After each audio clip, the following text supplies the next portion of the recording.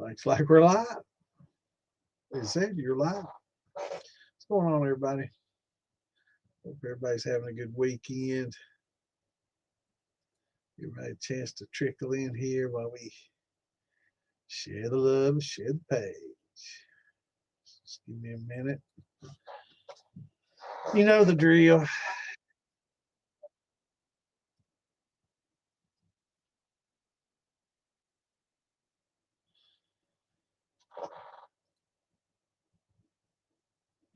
So I got the comments up good. So you can see them on the page. Let me go through the groups here.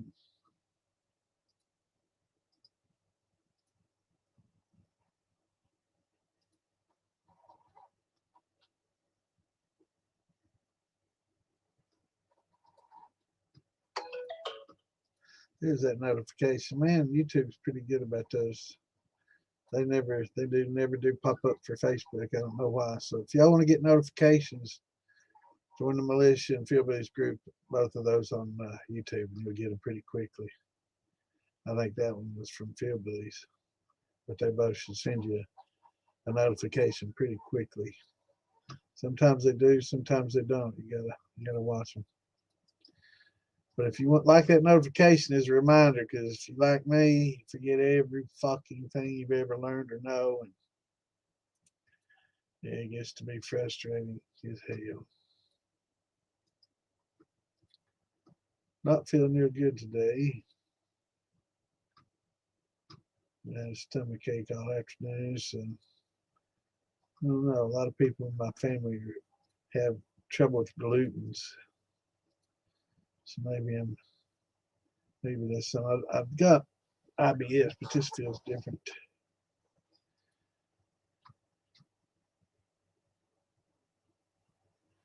Feels a little bit different. I haven't been feeling good lately though. Getting old, and it sucks. Sure does. Trying to catch some of these Black Friday deals and pre-Christmas sales deals and all that. I saw where Bever had their grinder for $200. It was a 3,000 watt one, which is pretty good. Commercial mill grinder, and it was wet and dry grain. So that's a big plus when you look at a grinder to buy. Um, Having one that'll do wet and dry grains is pretty cool. But $209, not bad. I mean, I got mine, but I think mine was like 2,700 watt or 2,800 watts. So it's a little fewer wattage, a couple few hundred watts difference. So I'm not sure how much, drastic difference that'll make. I don't think it'll be a huge difference, but and finally the Facebook, yeah, those notifications coming in from other groups that I'm posting to. So getting a little bit of boom, boom, boom. That's from Frank right there. So hopefully Frank got moved in.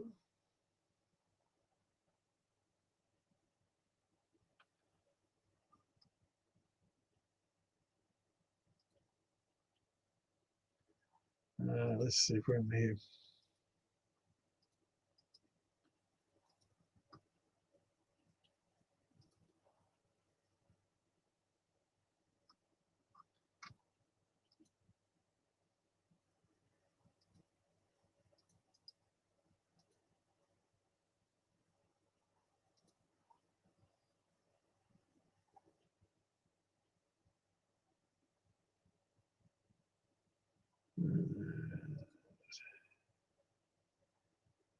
It looks like old Marky Mark's on live. Him and Lisa doing their. I forgot they did their spice thing on Tuesday, man. When I took the Tuesday slot, when they got rid of the Wednesday slot for me, so I may have to talk to them. Maybe I might start at 9 or something. Work out something. That's a good podcast. I like them both real well. I don't want to. I don't want people to have to decide this or that. I like for everybody just to be able to watch one good podcast, and I don't like doing it at the same time other people have something going. So maybe we'll have to talk and do something different. Maybe we'll just do Saturday for a while, at least till after Christmas. That's, oh yeah, let's stop that. Usually I get a few more in than that. That's odd.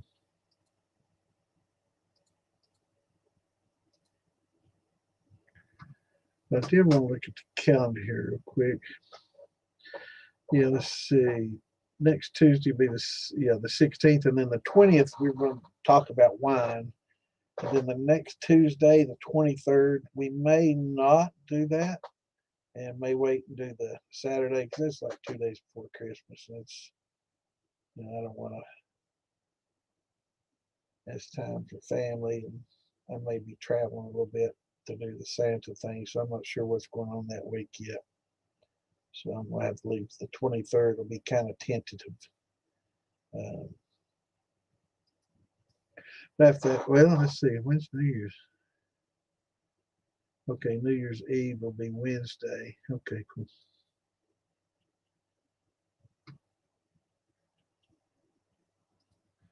All right, let's see what's going on, Clint. What's up, brother?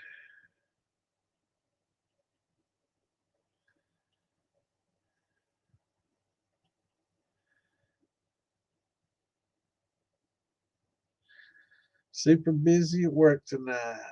That's all right. That's good. It's good to be busy. Yeah, having being able to do the wet gradings, that's also good. What's going on, Jim? Good to see you from Ohio. Got a lot of brothers in Ohio. A lot of distillers up there. A lot of shiners up there going on in Ohio. A few friends up there. Awesome place. Ohio, Tennessee, both sides of me pretty hopping, man. I like them both. So what's everybody got going on? My apple, I still need to run my apple. I got to try to find time to do everything. I've been trying to get all this Christmas shopping done, and pretty much got most of it done. I missed out on lost about $20 on a deal. I had this video card for my computer. I'm gonna put it in there, and they had a hell of a deal, and that's all they had it at Walmart. So I got Ann to see if I should get her discount, buy it at Walmart, and they sent her home with the wrong one. And by the time she got that taken back and exchanged, they were out. What's going on, Jake? Yeah, there's a few shiners out there in Kansas for sure, brother, for sure. Met a few down there in Arkansas, as a matter of fact. Came to Arkansas Festival. But we also have some brothers out there in Kansas in the militia for sure. Got about every state. I don't know about Hawaii. I think we got Hawaii covered too. I know we got Alaska. Most of the 50 states. We definitely got the West Coast covered and the East Coast pretty much. I don't. There might be some New England states we don't have members in, possibly, but pretty much most we got most of the U.S. covered. I'm not sure about Hawaii. I have to check. But I guarantee you, in the DIY Shine and Steel Building group, we've got pretty much all the states covered. We got quite a few members in there. We're growing, man. We're almost 27,000 in there, and I'm pretty sure we got most of the states and quite a few countries covered. A lot of people. It's awesome. We're growing, man. So if you got questions, and you're not able to hit the show, and also we've got the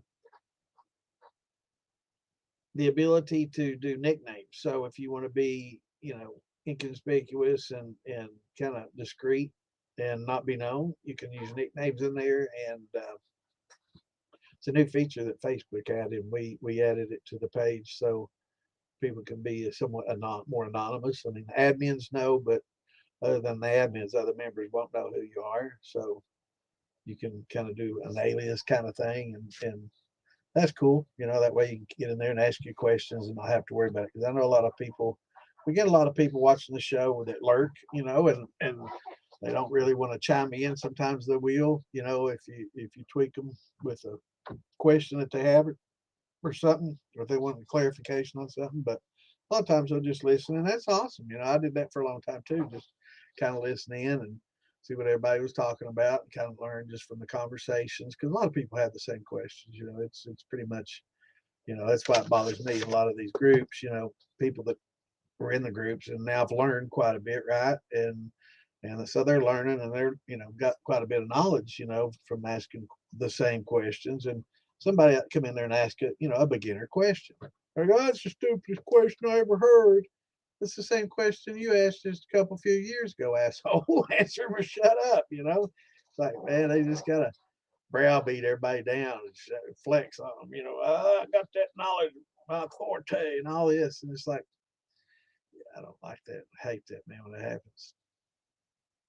I also don't like it when they say, well, Google it. Well, they came to the page to ask a question so they could ask individuals and not get some Reddit answer or some bullshit answer from some unknown. And they feel more comfortable asking it more in a private group than, just searching it on Google and trying to learn it on their own. It's tough. There's sometimes, especially when dealing with safety and what ifs and how, and if you're doing this and you don't have some kind of fear that something might happen, you might catch fire or get sick, then you should, because there are a lot of things that can go wrong, and that's why we're here. We want to make it safe and enjoyable, and so everybody can and have a good experience with the hobby. What's going on, Skyrider? 150 gallons of watermelon moonshine.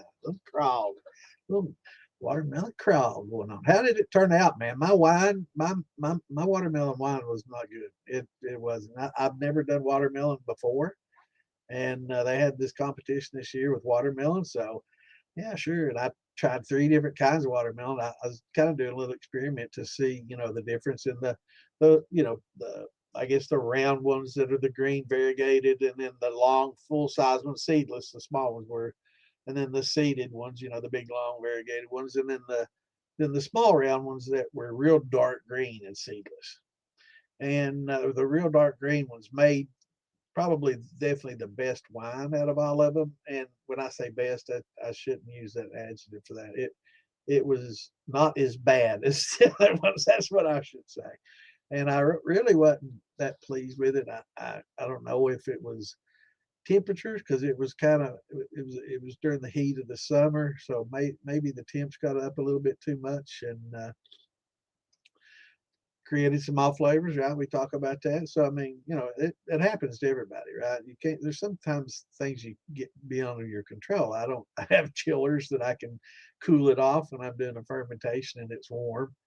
And I'm definitely not going to break out the air conditioner and try to cool it off or pack it with ice or something crazy, So kind of just got to go with it, with what you got. And none of them turned out really well. I will say that the dark green one was the least offensive, and it wasn't real bad. It wasn't something I would drink as a wine, but it was just, yeah, it was not good. And so when I distilled them, it didn't improve.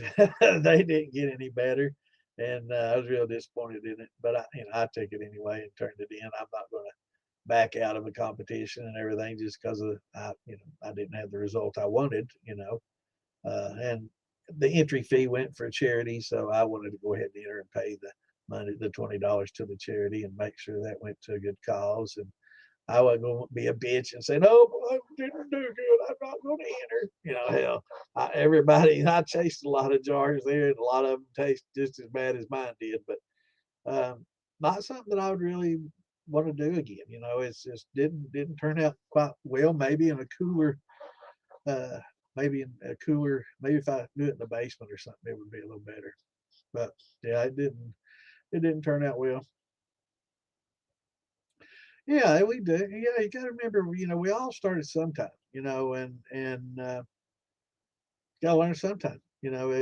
That's why we want people to come here and learn and ask your questions. Anybody can Google it, but you get kind of a dry answer, and it's hard to you don't get to talk, right? You don't get to converse and you don't get the full answer, and you get a lot of different answers, right? And the same as in a lot of the groups, I've noticed that you ask a kind of a factual question and you'll get lots of different answers. And really, when you're asking something factual, you should get pretty much one factual answer, right? And I don't mean stuff like what yeast is best for this or that. That's totally opinionated. And there's so many ways, it's not a process either. There's so many processes that you can do that'll arrive at the same drip, right? You can get that same drip and have a decent drink, and you can go about it many, many different ways, right?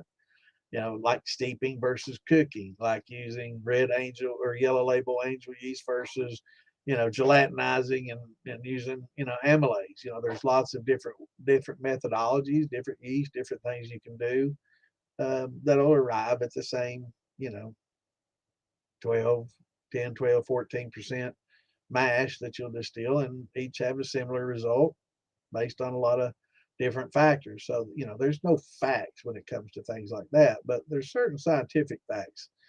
And you ask these factual questions and you get a lot of different answers. It's kind of crazy, man. But yeah, my watermelon craw didn't do too well. I hope yours does better, Skyrider.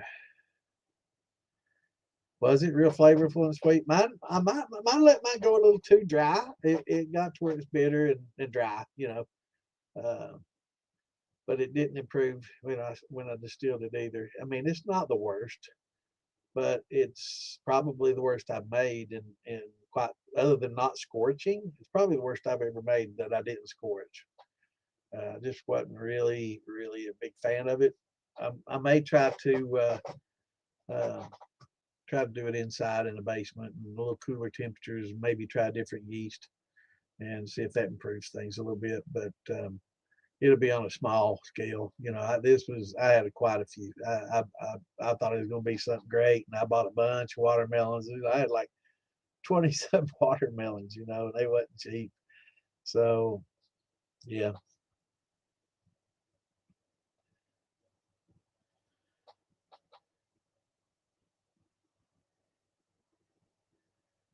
propane. Yeah, yeah.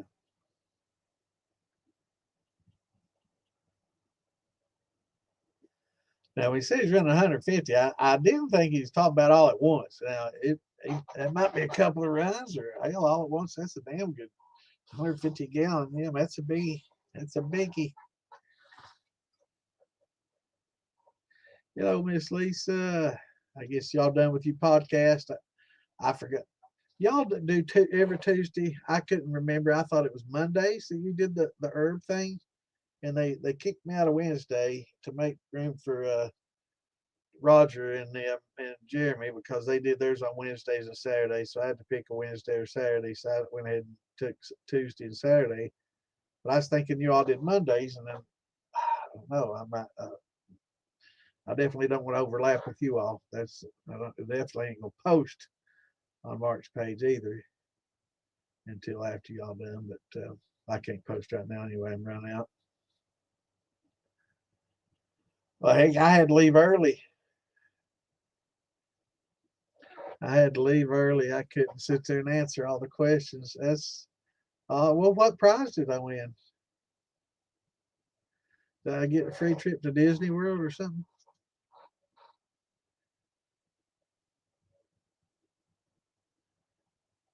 Yeah, I like the podcast, so definitely want to support those guys, man. I like the show they got. I just thought it was on Monday. Damn it.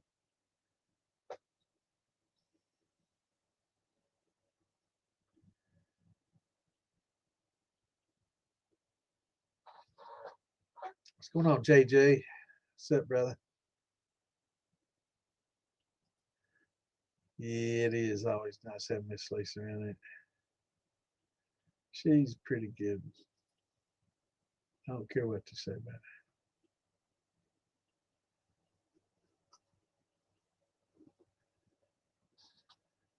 Yeah, they got a show talking about herbs and spices and I think canning and all that kind of stuff and pressure cooking and pressure canning and we changed to early Saturday. His work schedule, right, right.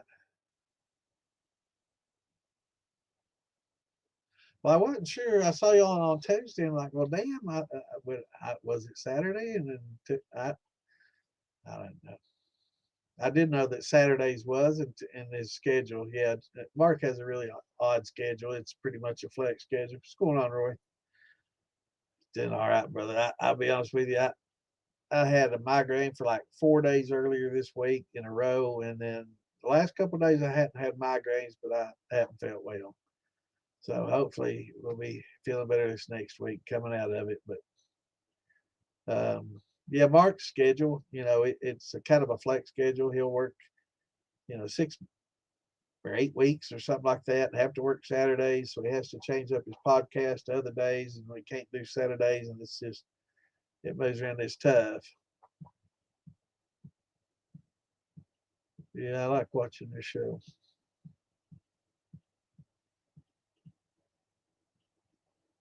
3 foot column. I'm assuming that's probably big and to early Saturday. So what? So y'all starting at 6? Let me know. Yeah, send me a message and let me know. I mean, if we need to start a little bit late on Saturdays, we can. Like, I want to be accommodating for y'all, and let me know. And Tuesdays as well. If you're doing Tuesdays, let me know what time, and we may be able to delay a little bit before we start if you need be. What's going on, Larry? The Midnight Rider. Yeah, let's get on the story. Oh, song, I mean. No, let them catch the Midnight Rider.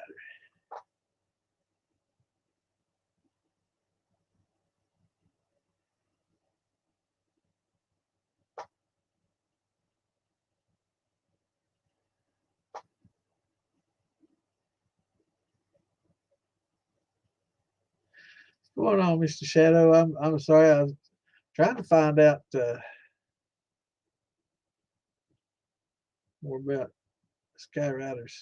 All at once, 150 gallons. That's a good steel, man. That's a good size steel.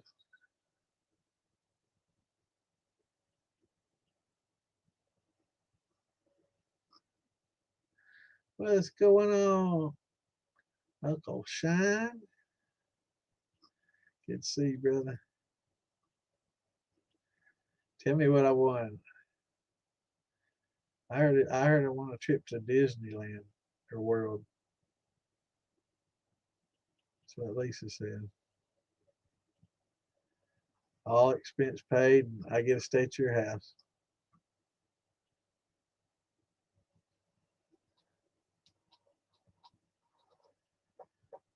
25 gallons of blackberry. Yeah, I like the blackberry wine now. It makes a good shining wine. I've got some in there.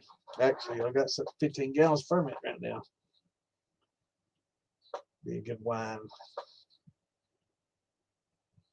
What's going on, Richard? Good to see you. You're working about right now, brother. Good to see you home and not working. Y'all staying warm?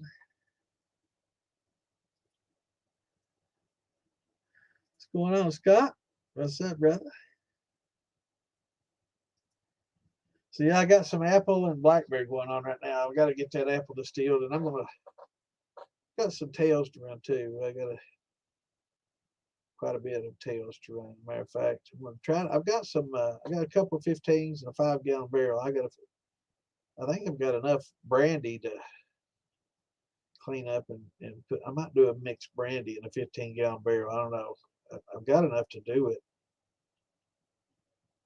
but I was thinking about just cleaning it all up. Not neutral, but just kind of cleaning some of it up, especially like the watermelon. I'm definitely going to put that on the column. What's going on here, Billy? Y'all all get moved in and settled in? All right, brother. Good deal. Distilling tip. Now, there's a lot of contention about that. I think 65 to 75, if you can come off the drip at that temperature, that's a pretty good temp. Any warmer, it tends to get a little hot. Any cooler, you tend to lock some of your oils out. So I think coming off at about 65 to 75 in that range, some will say 60 to 70, but that's fine, but it's in that range. It's not, an exact thing. I don't know. Somebody might say 68.75 or some shit, man. But yeah, 60 to 70, 60 to 75, somewhere in that range is a pretty good temperature to come off. And I think that question came up once when I think they were talking to Amanda and Alan Bishop on a podcast, and Amanda brought up something that I thought was pretty interesting too. Is a lot of people felt that when it came off warmer, that it seemed hotter, that the alcohol seemed hotter, and it's not really hotter. And I always thought that too, but she said that it's because there's more volatiles in when you taste it and drink it. You're kind of smelling that, and it's more aromatic, so you're getting a lot more of that, and it's not really any hotter. It's just that you're getting, the molecules are further apart and they're more active when it's warmer, and it's just a little more volatiles coming off, and you're smelling that and you're tasting it when you drink it. And that makes a lot of sense. So, I've always thought it seemed hotter, when it came off like that, but I think that's a pretty good scientific reason, about how a lot of the volatiles are just more actively, more aromatic, not exactly, evaporating off, I guess you could say. And so it's probably a little bit more, you're smelling it as you're drinking it, and it just seems a little hotter. So that made a lot of sense to me. But you can definitely get it too cold, and you can definitely get it too hot. Of course, when it's too hot, it's not really condensing properly, and you may lose alcohol, vapors. And when it's too cold, sometimes it can, lock up some oils. And I've even heard of some people getting really, really cold and having, flow issues. But that's kind of weird. I can't imagine that many oils in there causing it to become thick and not flow well. I don't know. I guess you can get to that point, but I think good question. I think about 60 to 75 in that range, somewhere in that range would be fine. And I think the coolant going in, if you can keep it about that temperature and keep your condensated about that temperature, whatever it takes. But it's going to vary so much based on your condensers too. Worms versus shotguns versus Liebigs. It's going to be tough. It's of course the bigger worm. With a large reservoir, large flake stand. For a worm, probably going to be easier to regulate something large like that um, than like a Liebig.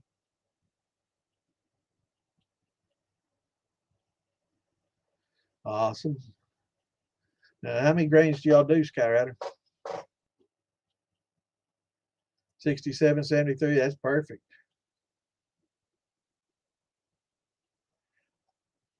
I don't think that they come off differently. I think that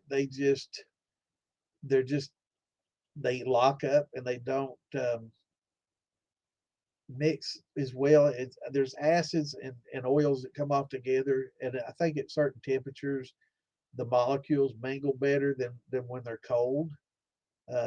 Not, brother. I guess you got to go in and work early.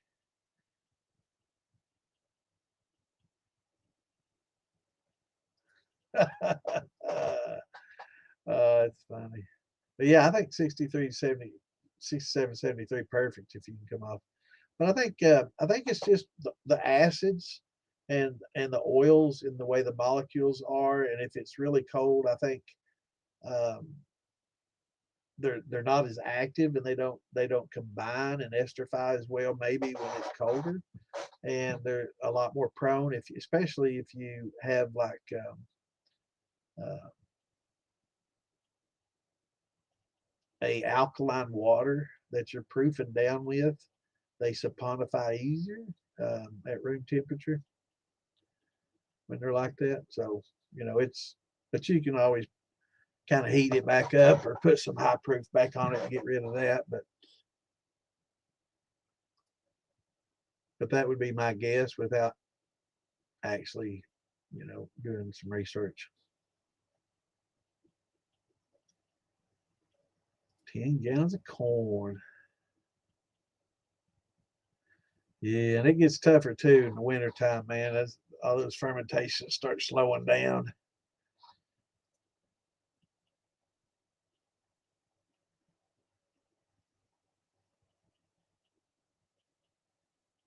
Yeah, yeah, I think so too. And I think that's the reason a lot of people, I used to put liquor in the refrigerator too. It's just easier to drink when it's cold. But I think when it's room temperature and really, you know, when you're drinking a bourbon or something, it's really meant to be drank at room temperature. So the volatility, you know, you get more flavors that way. No, that's a different. That's not. That's Uncle Moonshine. That's not Shadow. Or did Shadow say he's out here too? Oh, no, he just got hit with a frying pan. That's all.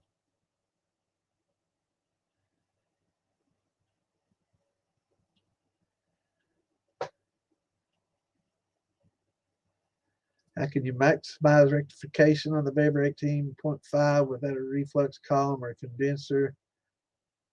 Um, yeah, there's actually a valve at the top and a valve at the bottom of the football. And theoretically, when you're running it, tails tend to gather at the very bottom, and you can drain those out of the bottom of that, right? So you're getting some reflux, and then your tails drop down to condense the bottom. All right, brother, have a good one.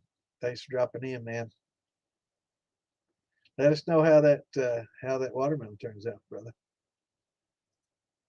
But yeah, so the top one you can open to let the heads off. Now I don't know how, you know, functional it'll be. You know, it's kind of small, and I don't know. I don't think that you're just going to get all your fours and heads off by just opening that little quarter-inch valve at the top. I think a lot of times the Chinese try to imitate something on a large scale and micro, you know, do it on a small scale. And I'm not sure if on an 18 and a half in that small football with those small valves, if you're going to be able to get true rectification. But theory is that all the volatiles will go up out of the top of that, you know, that valve. Um, and it's, you know, you can put a line on there. Don't just run it off into the air, especially if you're in an enclosed place, right? Running with, you know, propane or something, because we don't want you getting a lot of alcohol vapors uh, in there. But you could run a hose from that down into, you know, something with water in it, and just let it bubble and let it go through that water like a little bong. Let it just blow out through the water and blow that higher volatiles out. And then in the bottom, I guess the bottom valve, if you wanted to, you could go from that into one of the valves on the lid and kind of reflux that back in, or just catch it. You know, you can run a tube from that, run it to something else, and just catch those tails that come off. But theoretically, only, you know, your more of your hearts. It's not really a rectification column per se. It's I don't know. I just don't think it's going to function. I've tried to fool with it a couple times and I couldn't tell any difference, and I just seem to just make the cuts as normal.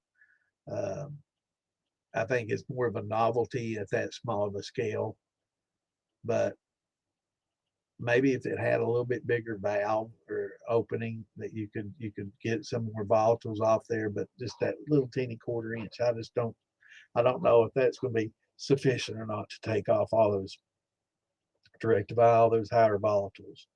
So I fooled with it once or twice, and I could, you know, but I do drain the tails out of the bottom from time to time. You know, I will put a little cup underneath there and drain those out, but I pretty much, other than that, I haven't fooled with the top valve on it and tried to blow off all the higher. Yeah.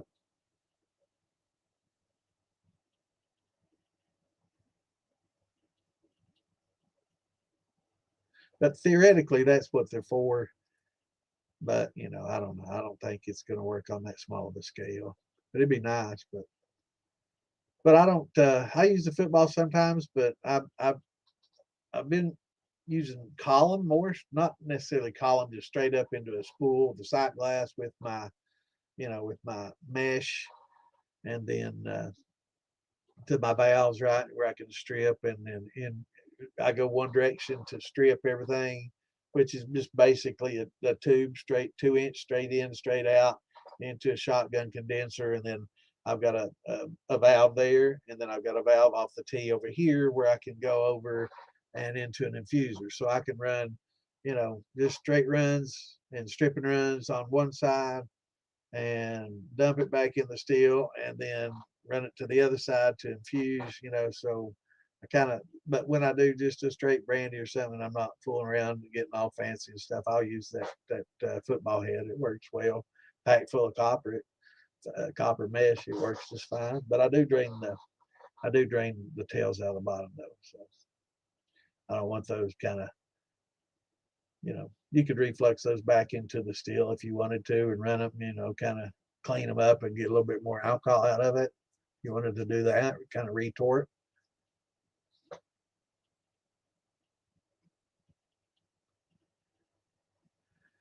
Yeah, yeah, you do. You need a taller column and space for, you know, for there to be a separation, you know, in temperature, and I just don't think that's large enough, and I don't think that small 1/4 inch is going to be large enough to allow all that higher volatile out.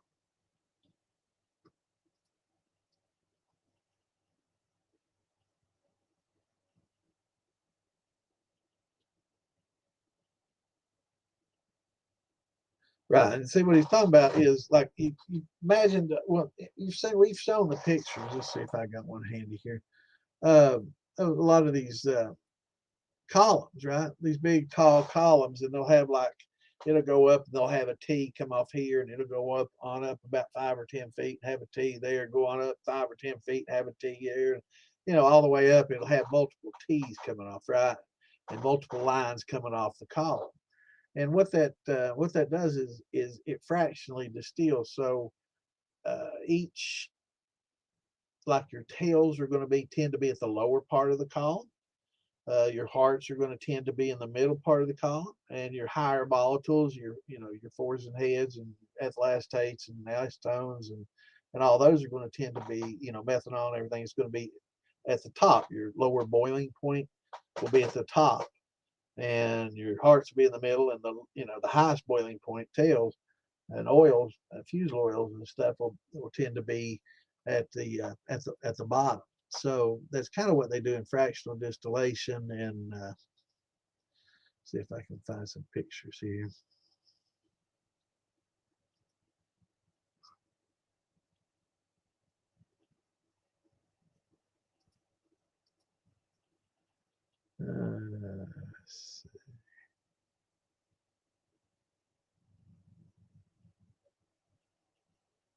Well, I don't see any pictures right off, but you know what we're talking about. You've seen the big, huge, tall column that trying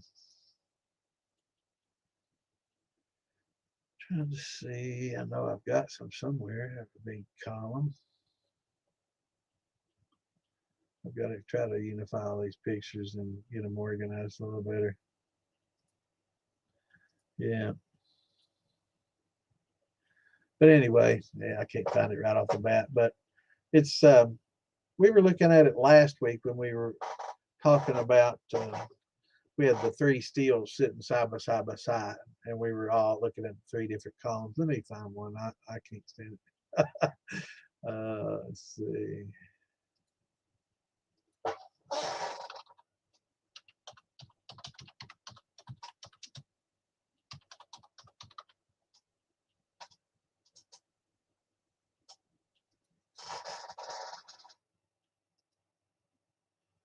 Uh,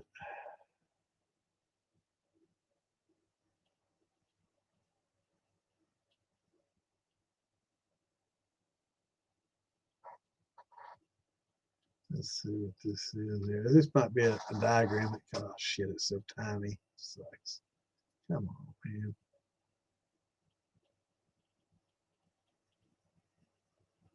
Yeah, that's way too complicated to follow.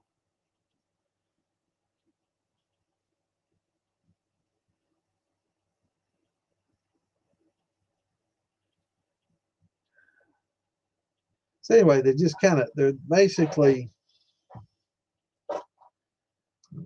get a better search here. Here, maybe. And they do a lot of continuous stills this way too, but yeah, I'm not getting actual photographs. These are all just freaking diagrams.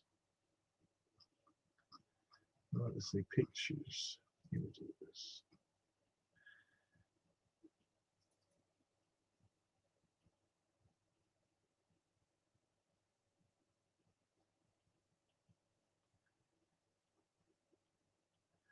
Another massive.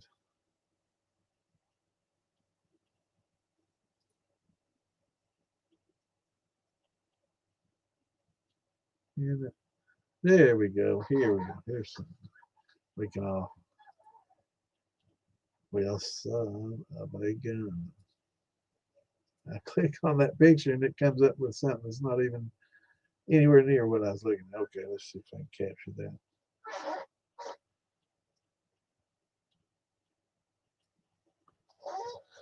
All right, let me add that. This is kind of what we were looking at last week too, and it's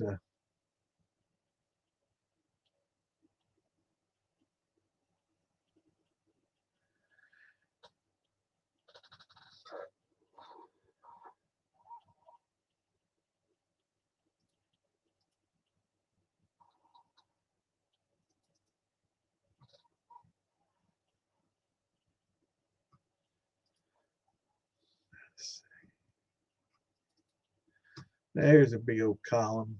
That's kind of what.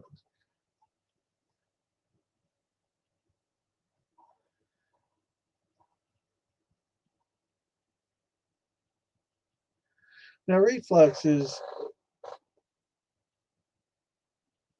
it is reflux. I mean, it's rectification is just the separation. It's the process of the separation. I mean, there is reflux going on, but not all reflux will give you neutral. You can control the reflux, right? So the more reflux, the higher the proof and the less the flavor. But there's a happy medium there. And when you're using a deflegmator, you can kind of achieve that happy medium, right? With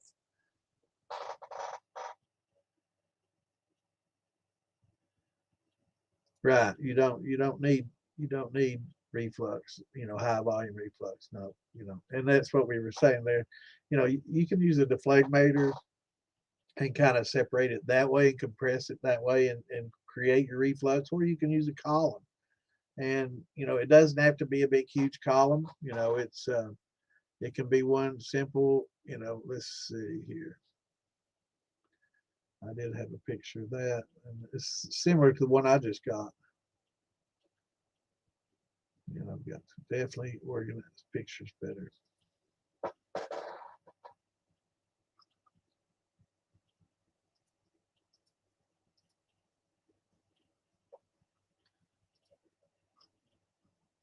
Yeah. So something like this, this is an easy way to get some reflux and clean your spirit up a little bit without cranking out 190 plus proof, right? You can clean on this and still get 160, and you can control it with a deflegmator. So with 6 on top of this column here is a deflegmator, and you can control the amount of reflux and where it loads up on these plates by changing the temperature of the coolant going into the deflegmator. Now, of course, the colder you make it, the more reflux you're going to get, and probably the lower in the column that you're going to balance. And then if you have warm water going into it and you have less reflux, you're going to tend to load higher. So you can adjust that on these plates. But yeah, you don't need high volume. There's ways to at first rectification on that football head is just, it's not what's going to be a reality, you know, in short. It's an interesting novel idea that they did, but you're really not going to get good rectification by opening up that little 1/4 inch valve on the top of a football that's that large. Right? It's just, if it were a little bit larger, and the football were quite a bit taller, you could get a little bit of separation there, but it's just, you know, so small and compact. You would have to run it, like Clint said, pretty slowly to get any kind of separation, because you've got a pretty good vapor velocity coming through there. And I think that the turbulence and everything is going to, you know, kind of prevent a good separation, whereas in a column, you can get a little bit better separation. Yeah, you know, yeah, you can, well, that's, you know, shiners noticed, you know, when they ran their steels out and when it started raining, their proof would go up, right? And it's because that cold rain was hitting that cap and cooling that cap off them, creating reflux, and their proof went up. But to answer this question,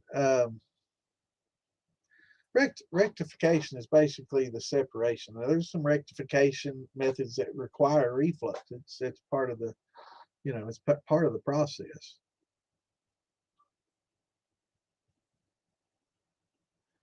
Right. So basically, when you open up that little valve at the top, you're just, it's kind of the same as doing cuts. You can just make cuts and do a little bit better just as a straight pot still distillation, because that's basically what it's, a pot still. It's not a rectification column. And they put those in there as kind of a novel idea. It just doesn't work.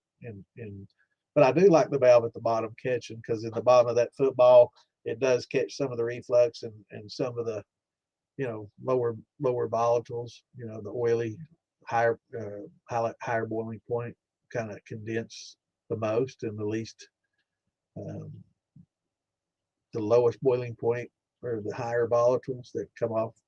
So there is some, it does catch good tails, you know, and the lower volatiles in that bottom valve, and I let those drain off. But yeah, from time to time I'll just open it up and drain it out. But making good cuts is basically going to do the same thing for you as far as just that goes. That's what they're trying to do, is prevent the fours and steam those off. It's like a lot of people say, I run my steel until it steams a little bit and pretty good, just let all those fours and heads steam off, and then I put the cap on it, and then kind of the same principle. But yeah, it doesn't work that well. How long will shine with fruit in it last on the shelf? Depends on the proof. As long as it's like 80, 90 proof plus, it'll last quite a while. But I've seen some 40 proof and low that, well, actually, I just poured some out just not too long ago that had some fruit and stuff in it that was really low proof, and it was all fungused over. And I was like, nah, yeah, I wouldn't even try to rerun that on a column. You know, that's like, and it was this little jar. I was like, nah, not keeping that. And it was something someone gave me. I don't know, it was probably a year old, sitting in the fridge, and I don't know, it might have been cherries or something. I couldn't even identify the fruit in it anymore. And I couldn't tell by the smell. So yeah, it's in it. It's Drano now. But it'll depend on the proof. As long as your proof is pretty high, it'll last for a long time. But the lower the proof, the lower its property is going to be to keep it fresh and keep the bacteria killed off.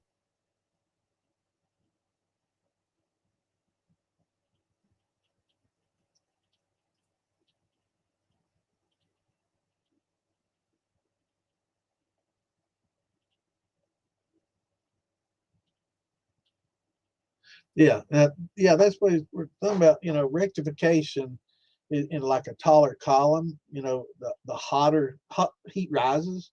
So in a column, your hottest and most volatile and your lowest boiling point uh, things, compounds tend to be at the top of the column when you have a big huge column like that. That's why a lot of these continuous columns function that way. They'll feed into the middle.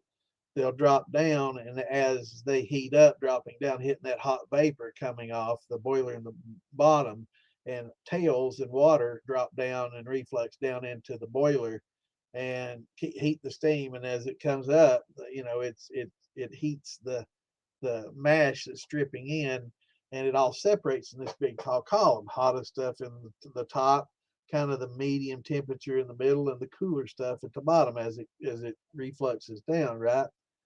Things cool. And so your hottest, most volatiles will be at the top, getting piped out, and then your hearts will be kind of in the middle, getting piped to another place, and then the heavier, um, higher boiling point oils and stuff and tails will be in the bottom. So that's basically but there's reflux happening, creating the separation, but it's just rectification. But there is reflux involved. So kind of, yeah, yeah, and it is confusing, but there is reflux at the same time. It's getting reflux down, and separated into these different temperature and zones, I guess. It's kind of like water thermoclines, right? And you have different temperatures. The deeper you go, it gets cooler and hotter and warmer as you go up. Kind of like that. It's a thermocline, I guess, inside the column.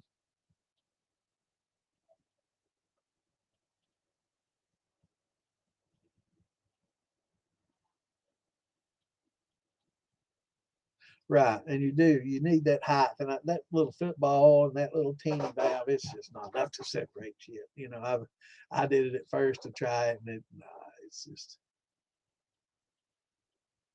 that's right. Yeah, and the plates help prevent, that blade for velocity from just trying to push everything up, and it breaks it down, and it allows things to separate better. Yeah, and you can adjust that. That's why you put a deflag on the top, and you can, kind of adjust the way your plates are loading, and you really want to kind of do that, and you can do it different ways, depending on how much cleaning you want to do. So if you want more flavor coming through, you're gonna, let a bit warmer water going into your deflag or deflagmator, whatever.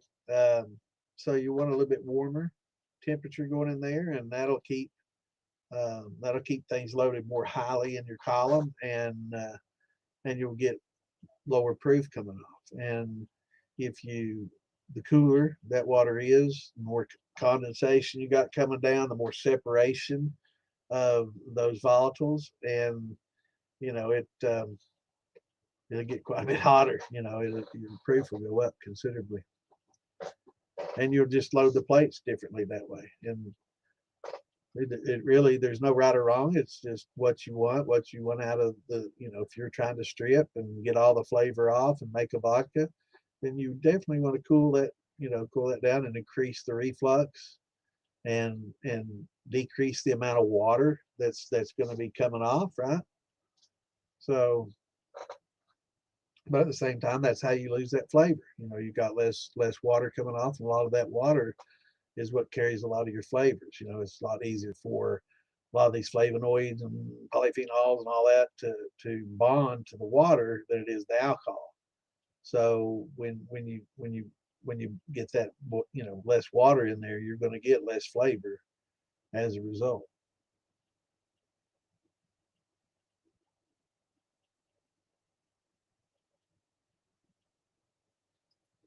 Right. And it's kind of like, yeah, you can, it's, yeah, it's like a separation and distillation.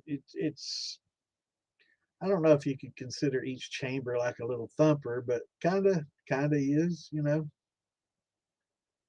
things bubble and they're redistilling. Yeah. As you load the plates, it's sitting there bubbling, and the reflux is causing the water and the heaviers to drop, and the lighters to go on up to the next one, and you continue to do that, and it's you're basically redistilling it all the way up the column, and if you keep it cold and keep your condensation high, you'll eliminate most of the water off of it. It'll drop back down, right? and it helps clean too sulfides. Those plates that are made of copper. They'll help remove sulfides too. But that's kind of a secondary thing. It's not the reason that they use them. It's not to remove sulfides. A lot of people, oh, they use those columns to remove the sulfides. No, it's for loading the plates and increasing your reflux and increasing proof. And depending on caps, larger or smaller for best flavor. Again, it's that's something we were talking about not too long ago as well. A larger cap will create more condensation than a smaller cap, and it will decrease your vapor velocity. Having that having a cap like a coffee can come straight up and like just a cylinder and just like a pipe coming off that will be different than if you have a what's it called, fenestrum that comes up at an angle and has like a let me see if I'm using the right word there. I think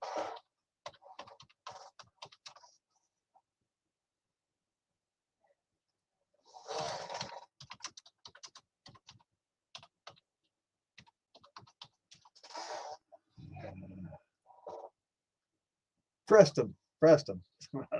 I got finessed. Frustum. So the shape of the cap is like a frustum. It's basically a cone with the top cut off, but it starts small, it works up, kind of like just like a funnel, basically. That's called a frustum. I couldn't think of a finessum. I don't know where in the hell I came up with this shit.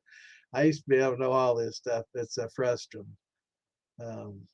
But that's and having that cone come off, right, instead of a pipe where you've got the cone from large to small, that helps increase your vapor velocity. But having that frustum like that allows for more condensation versus not having it. And the larger it is, the more condensation you're going to have. But that's why they call it a Kentucky whiskey cap. Now, too, whether that arm, the lint arm, whether it goes up, creates a lot more reflux down into it, right? So that increases your proof considerably. Having it go straight out kind of mixes, a little bit of the reflux and maintains flavor okay.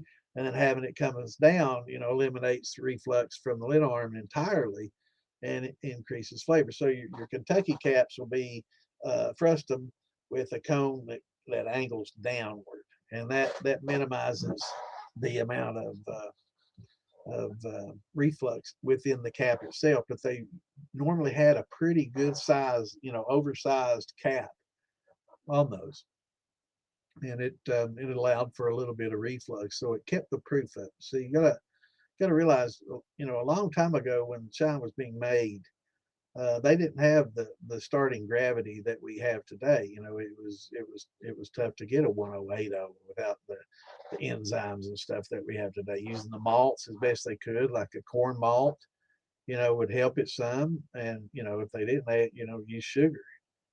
But for the ones that just use pure corn, that's why the thumper, the second distillation, because normally, they come off the still at lower proofs, and they'd have to run it again to boost the proof, right? Well, we don't have that problem these days, and they changed the recipes. They started adding a lot more sugar to increase the proof and the starting proof and all that. But just a pure corn, that was just cooked and using the endogenic enzymes of malted corn, it didn't really fully convert. So they're using a 1040, 1050 was considered a decent conversion back then. And that's what they were running. And you just don't get that big a concentration of alcohol when you have that and you run it through just a regular pot still. You're going to come off at 80, 90 proof, and it's just not that high proof like they wanted. But it is flavorful. But they wanted the higher proof and higher efficiency. So they created the thumper. Yep, that's right.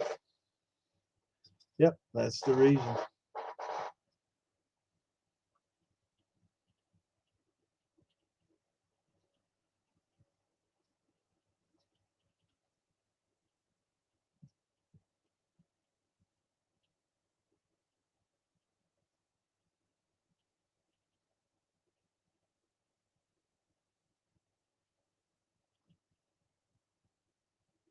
Yep. And and a lot of times you'll see, back in the old days, moonshine 1X, 2X, or 3X. That's how many times they ran it, and they didn't rerun it for flavor or anything else. They ran it to boost the proof, because it was, nobody wanted 80 proof moonshine, that came off, and it was in a lot of water and tailsy tasting. They wanted to boost up that alcohol and you get more, you know, esters out of it and different flavors. So they bumped up, um, started using sugar, but back in the old days, sugar was pretty expensive. And then all of a sudden it wasn't when they started making it a big thing. And I guess that was in the early 20s and 30s when sugar really started getting a little bit less expensive. And by the 40s, it was, it wasn't too bad. And then that's, man, when that happened, man, when sugar prices went down, that's really um, decreased the quality of alcohol considerably, the moonshine, because it's basically that's all you saw to the steel site was a bunch of sugar bags and corn bags, and they just make that thin mash like I did forever. And there's this lazy shine. It's easy to do, and it tastes okay. You can make some decent thin mash, but it's just not like an all grain like we have today. And don't let anybody kid you. The moonshine in the right hands, moonshine today is better than it's ever been in the right hands, because there's just so many more tools and knowledge. And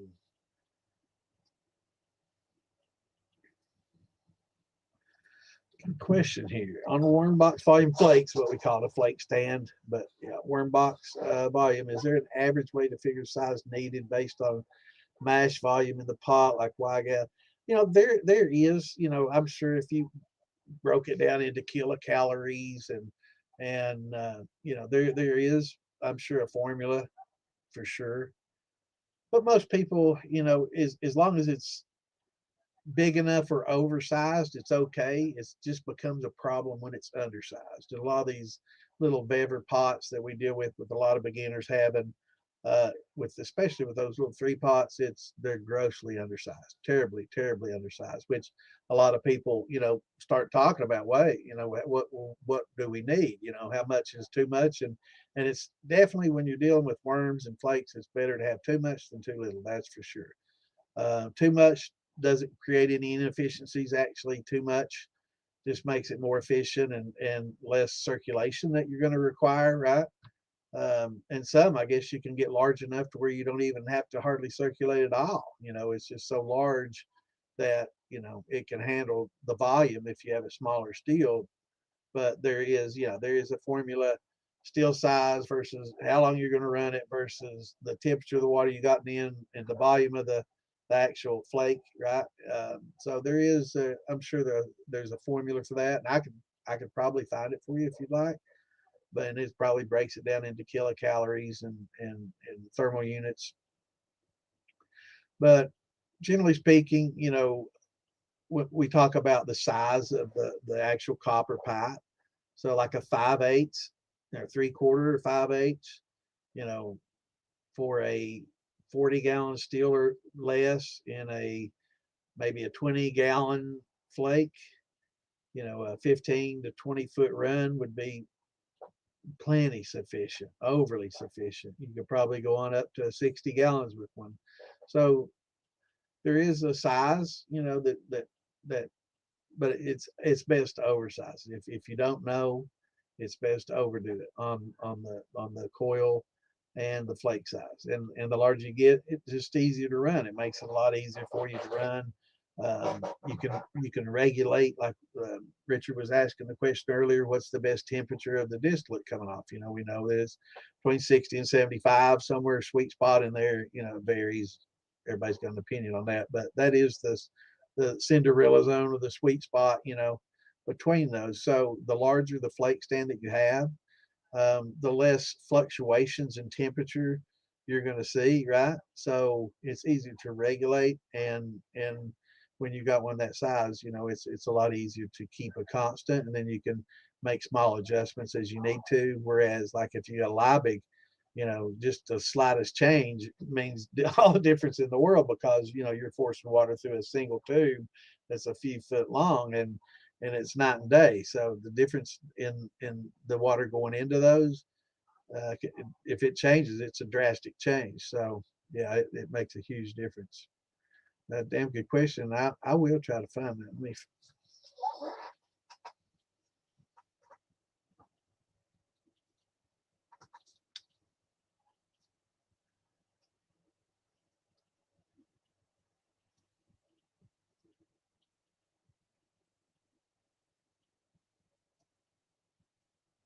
And for a lot of people, it'll just be trial and error, you know, instead of a, you know, X over Y equals Z or whatever type formula. It's just going to be, you know, kind of a trial and error thing. Most people do, though. If you can overdo it, do overdo it, because it just makes it more efficient if you do.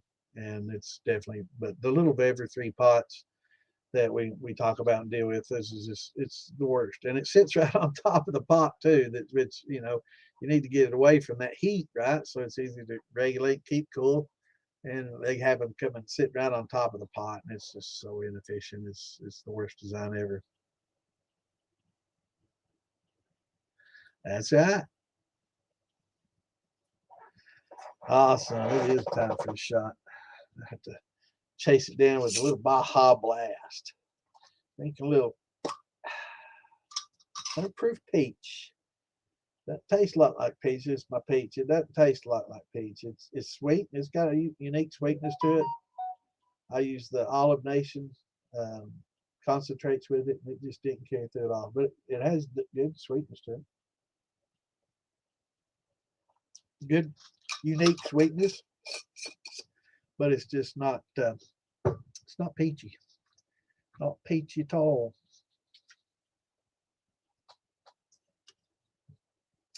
But it's not a bad drink. It's just not the peach I wanted.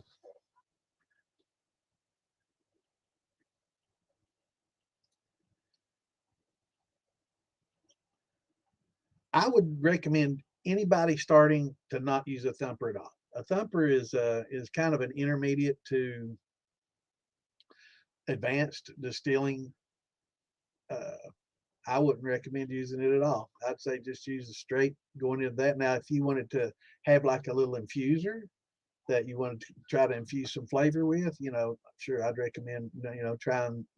I don't particularly like the jar rigs, but they seem to work okay. But there's a, you know, there's a risk of it getting broken, burns, getting it off and on, and glass breaking. So if you could, hopefully more people start making. I've been trying to push for it for years, and I see some people doing them, but if they just make a little copper chamber instead of a jar, just a copper chamber with an infusion port at the top, a drain at the bottom, and a sight glass if you want to look and see how much is in there. But that would be so much better and safer, you know, if everybody just infused with those. Just put your 1/2 inch valve at the bottom, drain everything off, an infusion port at the top, and put your bypass on it so you can bypass while you're doing all these changes, and you can, you know, re-infuse without having, you know, uh, alcohol and pressure and vapor coming up and out. Um, but yeah, I would recommend everybody just going with a straight pot, you know, and that's why I like these Vevers. If you're not familiar with them, they're very simple with the football steel, very simple. Um, I recommend those for everybody, or a keg. But the keg just doesn't have the cap, but you can get a, you know, a horse head or a cap to put on a keg just the same. So but it's, you know, it's something that you're going to have to buy in addition to, so it's not going to be something that just comes with it. But this right here is what we were talking about earlier, and I'm not sure if you can see the on my screen, the live kind of hides a little valve at the top, but there's a little valve at the top. And you can see at the very bottom, right next to that airlock on it, there's a little valve coming off the bottom there. Now I use that valve off the bottom. That takes what tails that this collects, inside there. But this is a great little setup for the money. It's probably one of the best deals that you can get, or a keg. A keg's going to be a lot more solid, heavy duty.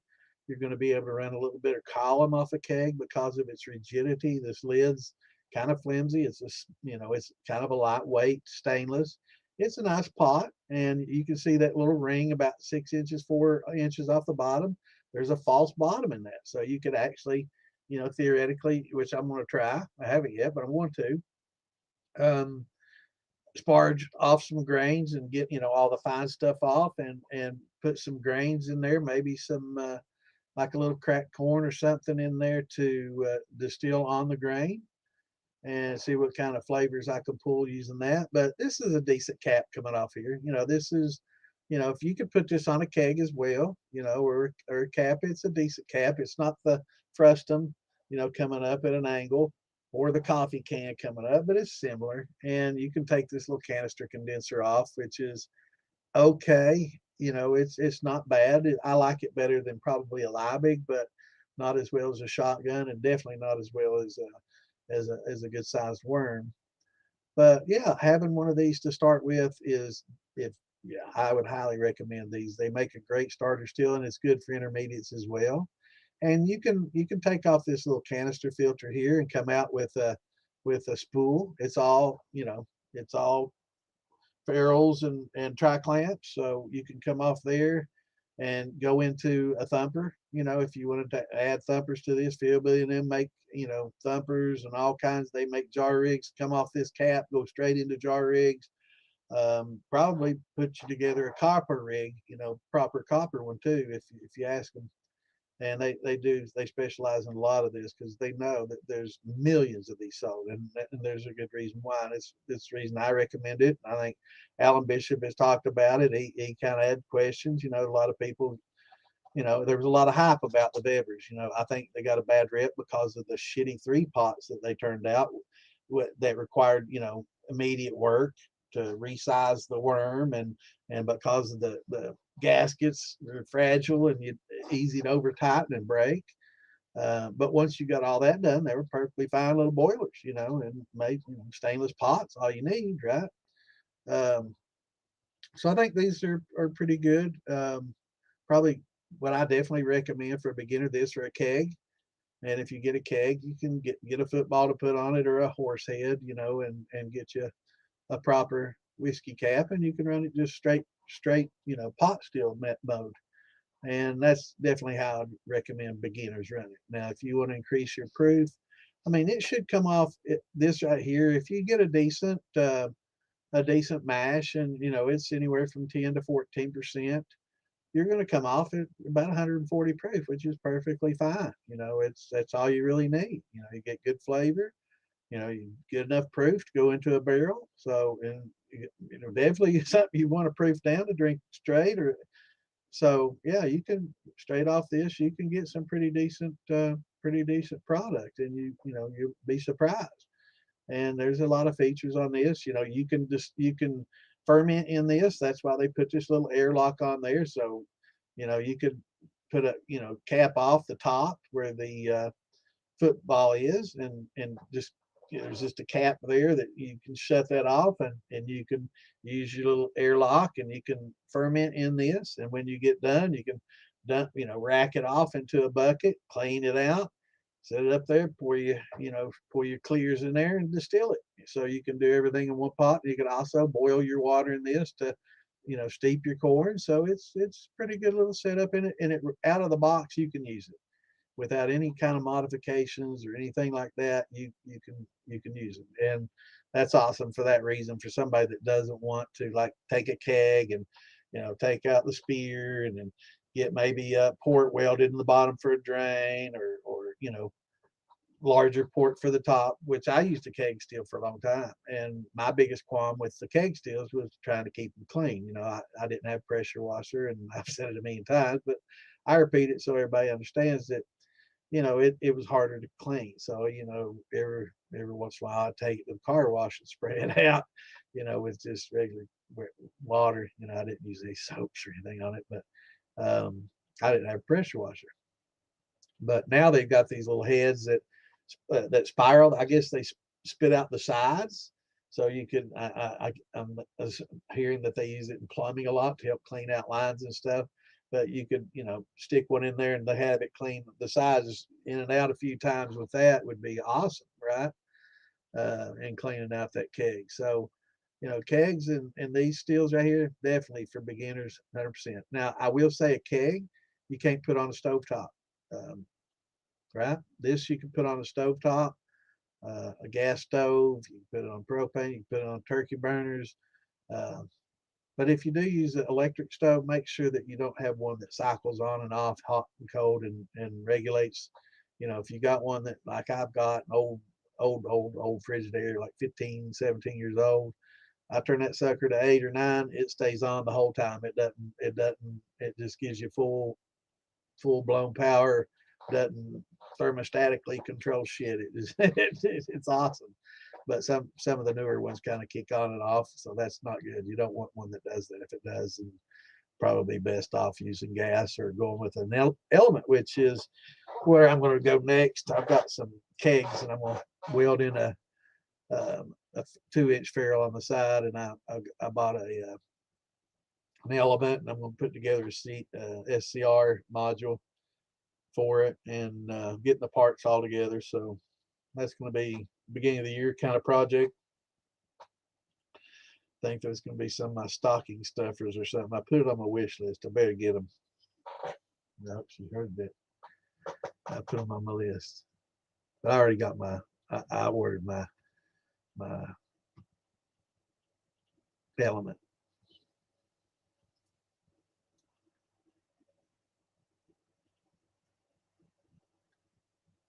Yeah, they used to ration it, man. Yeah, back in the 1800s, sugar was very expensive, and in the early 1900s, it was expensive. But I guess around the Depression, after the Depression of 40s, I guess in the 30s and 40s, it started to become a little less expensive. And by the time we got to the 50s and 60s, it was relatively cheap. And that's when everybody, started lighting their fires with sugar bags on the still sites, because it was it was just as common to see somebody packing sugar as corn after that.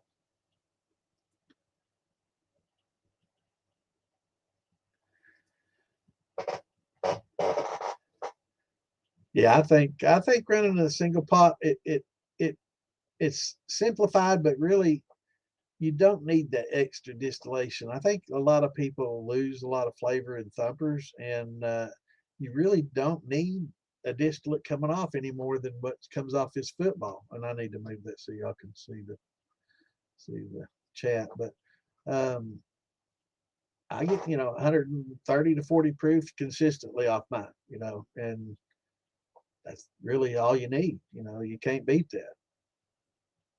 So, and to go into a barrel or whatever, I mean, these that's pretty fine. 100, I think 30 or something is the cutoff for bourbon.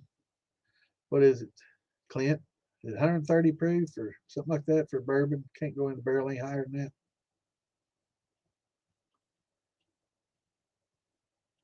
Yeah, I remember the S&H screen stamps. Actually, sad enough, I might have some around here somewhere. And the little books, used to let them in the books. Yeah, I think I've got some around here. You got some too. So you're about as hoarder as I am, ain't you? You tell these hoarders. Yeah, as far as temp goes, pot stills just it's not something that you can just set it and forget it kind of thing. Every still is going to be different, so temperatures vary. I will say, let me give this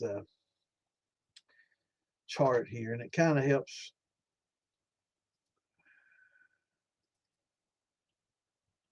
Let's see, here we go. All right, this chart here shows there's a relationship between. I'm going to turn this off, so chat off. So I'm sorry, but everybody can see this. I know it's blocking mine.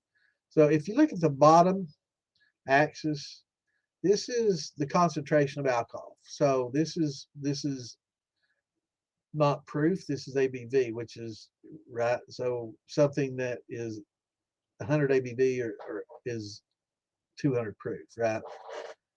So it only goes to 100, which would be 200 proof. So that's the highest theoretical that alcohol can get, right?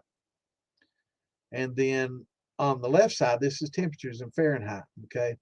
Now, a lot of people tend to believe that because ethanol boils at 173.1 degrees, that you can run a still at about 175 and just boil off the ethanol and leave everything else behind. Now, that would be wonderful. If that were the case, um, distillation would be so much easier, and it would just be so much easier to make cuts and do these things. But unfortunately, that's not how it works.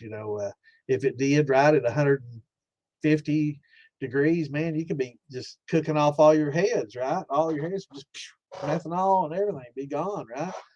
No, unfortunately, it's azeotropic, which means that when they bond together, all these different compounds in there, ethyl acetates, acetones, there's so many, uh, isopropyls, propyls. I mean, there's lots of different alcohols and compounds in there.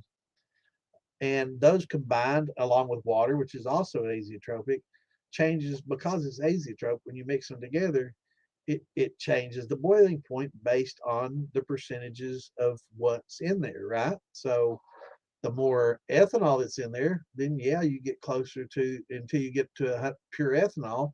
Yeah, you can distill pure ethanol at 173.1 degrees and it'll just cook right off of itself, right? So if that's just pure ethanol, you can heat it up and it won't do anything till 173.1, then it'll begin to boil at 173.1.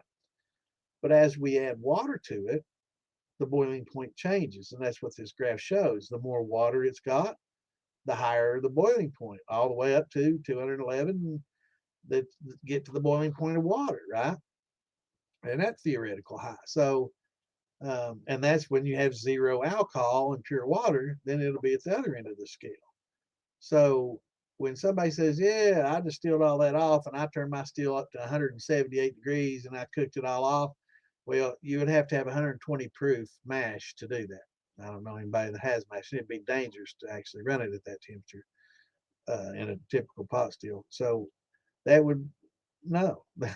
You'd have to have 120 proof mash to cook it off at 178 degrees. You can see where 60 is on here. That's 120 proof. And you slide over to the left, that's right between 175 and 80. Doesn't happen, right? So at 178 degrees, you don't have shit coming off your mash.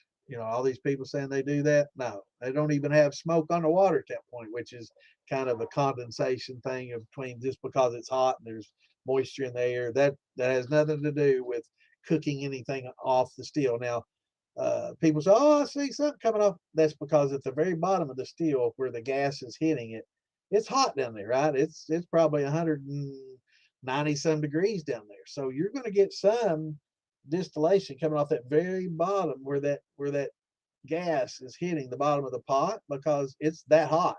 But the rest of the liquid in that column or in the pot um, is not that temperature, so it's doing nothing, right? So if you have it circulated, it'll help prevent that. But you will see, like when you boil water, you'll see some little bubbles start at the bottom, and you'll do that too in distillation. But it's not because it's boiling at 100. You check the temperature on the top.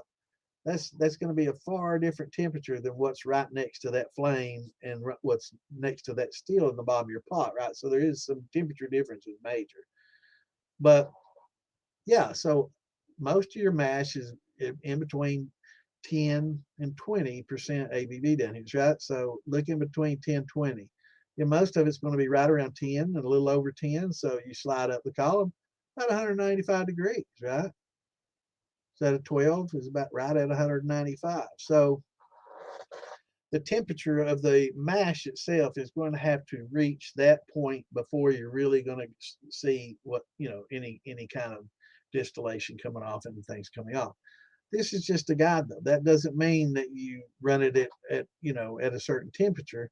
Most steels you'll run wide open, right? Unless you've got some particulates in there and you don't have an agitator, you need to stir it, right?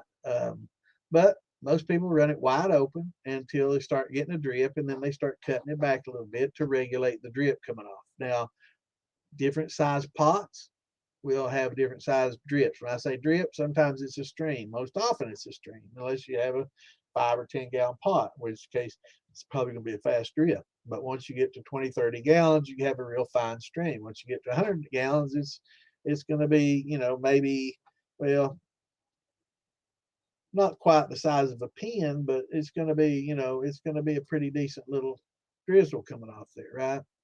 So, and also the speed at which you run stripping runs versus, flavor runs, you can, that'll vary, but you definitely don't want to just run at a certain temperature. And when people talk also about temperature, are they talking about the temperature of the liquid in the pot, or are they talking about the vapor temperature where that thermometer is on the column, or the temperature of the distillate coming out of the worm?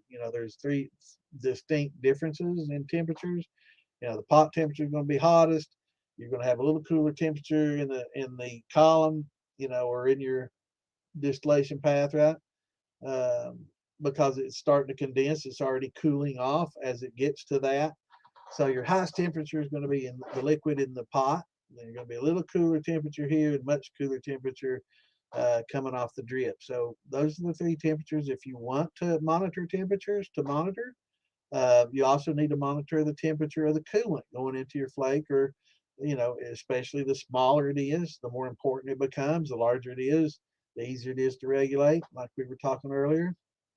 So, yeah, 50 foot is awesome. If you run 50 foot, man, you could run a 100-gallon still. But I would say being half inch, probably wouldn't want to go beyond 20. If you get a larger steel, I'd go with the 5/8, which is, it comes in a coil, so you don't want to buy sticks, right? You get the coil copper, comes in a box already coiled up for you, ready to go.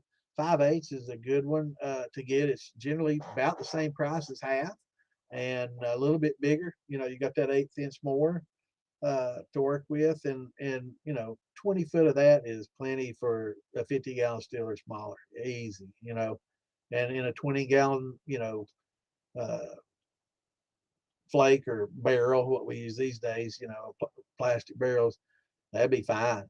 you know um, more than enough, and that's definitely what you want. It makes it a lot easier, definitely makes it a lot easier, and you don't have to worry about having as many chillers and keeping your water cold and all that. And you could basically, a lot of people are using totes, 250-gallon totes. They'll catch rainwater, and they'll have two totes. They'll feed their one tote into the condenser, and then the hot water out to the next tote. They just let that cool off and then run it back and forth each time. And 250-gallon tote, you should be able, if it's pretty cool water, you should be able to regulate it pretty easily. And if you're not, you can always just drop you can get you a jug, a water jug, milk jug with water in it, and freeze it. Just add that into your flake in the middle of the coil, and that'll help keep it cooler. If you have problems keeping it cool enough, and your water that you're using is not cool enough, you can add that to it, or you could add it there in the actual reservoir. A lot of people are using big totes, for their reservoirs. That works real well.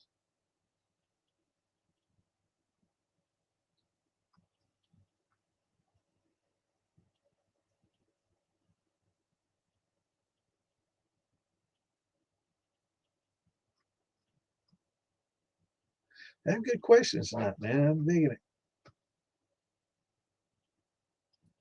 I hope that clears. As far as temperature wise, though, it's more important to watch the drip and the rate of drip based on your still size than those temperatures. But it is good to know that when you do see these temperatures get to a certain point, well, it's pretty much about 195, 96 in my pot. I can expect to, be seeing something come drip soon instead of having to reach up there and touch it and feel how hot it is, like the old times, oh, damn, it should be going in. I can feel it. It's moved this far, it's hot, hot. I can't touch it for this long a period of time. I mean, how many blisters are you going to go through till you put a thermometer on there? Just don't care. Most people just don't care. They go by that drip, and as soon as it starts dripping, that means it's probably around 195 to 200 inside that pot. Now you don't want to get too high. You don't want to run it too hot and get over and get too much going on at once, because it's a little bit harder to separate. As in doing the stripping run tends to be run hotter, and flavor runs tends to be run a little slower.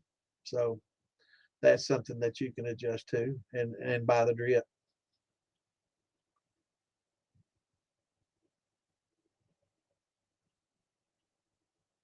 Yep.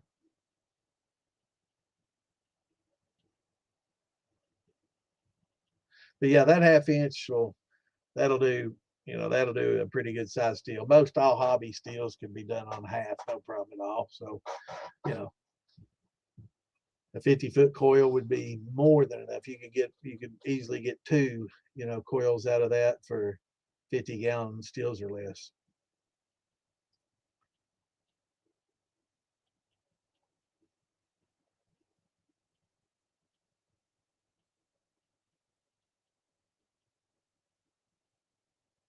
Right. And that's where they're starting to use a lot of these big totes. I'm talking about the metal cages with the plastic, those big totes, those hold a lot, and a lot of people are using those to catch rainwater and use. And having two of them, like I say, you can pump out of one, the hot water into the next, and then the next time just reverse it, right? Drop your pump in the other one and go back. Yeah, yeah, and I'm glad. It's what's needed. It's a little bit more expensive though, when the jar rigs were just so cheap, to introduce and get everybody into it. But infusers work quite well. They're very very efficient. And they add a lot of flavor. They do work well, and for making brandies, it's notable the difference in not having one versus having one is a very notable difference. So the quality of brandy's definitely gone up since people started using infusers. But I've been pushing them for somebody to make copper for several years, and they have been, but it's just a lot of people just not willing to chuck out the two, $300, $400 it's going to take to make one. They're expensive. They're not real big. You're looking at a little gallon unit, half gallon to a gallon. You don't want them to get too big, because then it takes a lot of the infusion juice, and that stuff pretty much pureed fruit, so it gets expensive. So you don't want to have one that's too big, and then you don't have one that's too small. But I do an inline infusion, but my chamber's just been too small, and I increased the size of it trying to get more flavor out of it, and it's just causing a little bit of back pressure, and it's just not working out as well as expanding out, right? So I tried to expand the size of it and have a big U dip, and it's just not working out as well as I'd want it to, versus just having a larger chamber to get that increased amount of flavor. And so yeah, it's all work in process.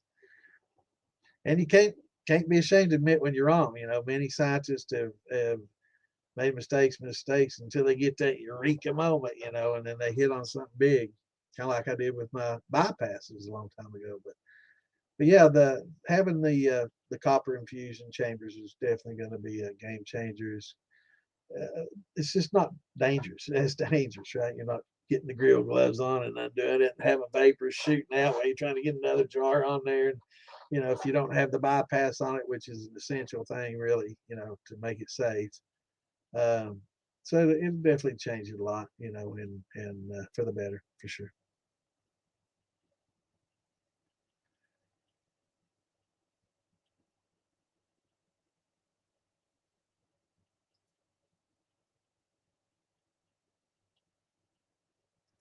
I'm not.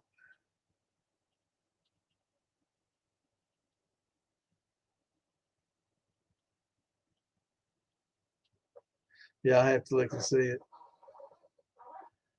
Oh, the thumper. Okay, yeah.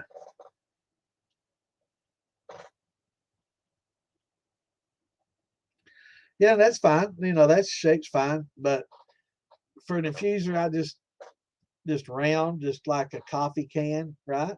Just round, large enough at the top where you can have that 2-inch infusion port right in a valve where you can dump and dump it in. So you have a little spool on top of that. You can preload it, you know, hit that bypass so you don't get a lot of vapors feeding up, making it bubble and spit. I've been there.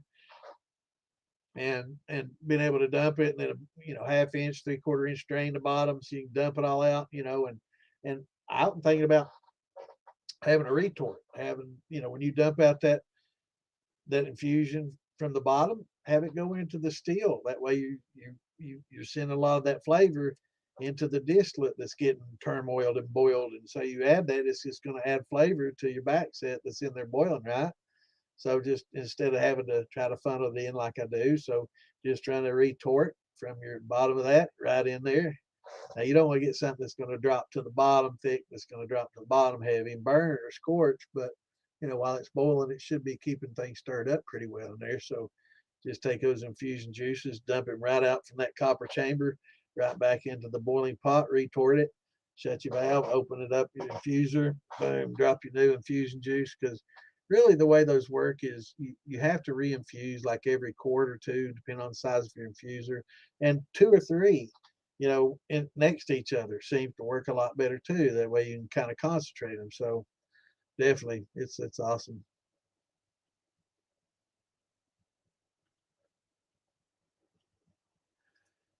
I think just going with the drip and staying in your sweet spot. Once you get it dripping, you'll adjust your heat up and down to get the drip where you want it. And once you get to used to using that drip, you'll only, in those thermometers that come with all this Chinese stuff, they're cheap as fuck. You know, it can be a 5 degree difference from what it actually is. You know, they're just real cheap uh, thermometers that they put on there. So it's not going to be really accurate what temperature it is, but it will give you an idea of when you can expect, you know, and that's what I like about the thermometer on mine is when I see it at a certain temp, I know, up, I can be expecting to drip anytime, you know, and sure enough, a few minutes later, here comes the drip. A minute or two later, you know, all right, yep, we're starting to drip, you know, but it's not a must, right? So once you see that drip, well, I guess we're at that same temp, you know. So once you get experience, it doesn't matter, but it is something nice to refer to. I'm more concerned with the temp of the distillate coming off and the coolant going into my flake than I am with any other temp on the still, because that's all regulated, you know, by the drip itself, and you can adjust your flame to get a fine, you know, fine drip. When I say drip, it can be a stream, so it's not necessarily a drip because you're really not going to be dripping off anything, you know, larger than a 10, 20 gallon still. You know, you're going to have a small stream, right? But yeah, for beginners, if it gives them something comfort in knowing, but just want to make sure that, and two, you know, we were talking about thumpers being a little bit more intermediate too. Something else to think about is the back pressure involved with a thumper. And when you add that thumper, you no longer have an open air environment inside your still. So anytime you add that thumper or these infusion chambers, you don't have open air anymore. So when you stop distilling, you need to open that cap up somehow, or your still is going to implode, right? So anytime that you add those, you do need to be aware that when you stop, you need to open up a valve in that cap or on the top of your still or somewhere to allow the temperature fluctuations to regulate, right? Because it's gonna, if it doesn't, it's gonna pull as much liquid as it can from that thumper backwards into the steel, and if it can't pull it fast enough, it sucks up. So, and that's just thermodynamics, and you know, law of thermodynamics, and if it cools off. Have you seen them experiment with those 55-gallon drums? People, oh, you couldn't, no, big drums. They take those 55-gallon drums, heat them up, and when they get to a certain temperature, they'll take the heat off and spray them with a garden hose, and they'll suck right in. Man, it's cool as shit. But so that's something else to consider too, you know, and for a beginner to also, I've seen a lot of people take brand new copper steels, man, and they didn't realize that, and they had that thumper on there, and it's like the first time they ever ran, they didn't know, they didn't have the vacuum release and all that on there, and I wouldn't trust a $2,000 steel to a $4 part either. So if you can, it's always good to put a half, 3/4 inch ball valve on the top of your steel or in the cap. Either one works as long as you just open that ear up. And when you get done running, when you turn that heat off, immediately open. That should be the first thing you do. Open that valve up, and that way you can regulate the pressure, and you don't get a lot of vacuum. Hello, Miss Tammy. Good to see you in here, hon. Hope you and all had a good Thanksgiving and a Merry Christmas.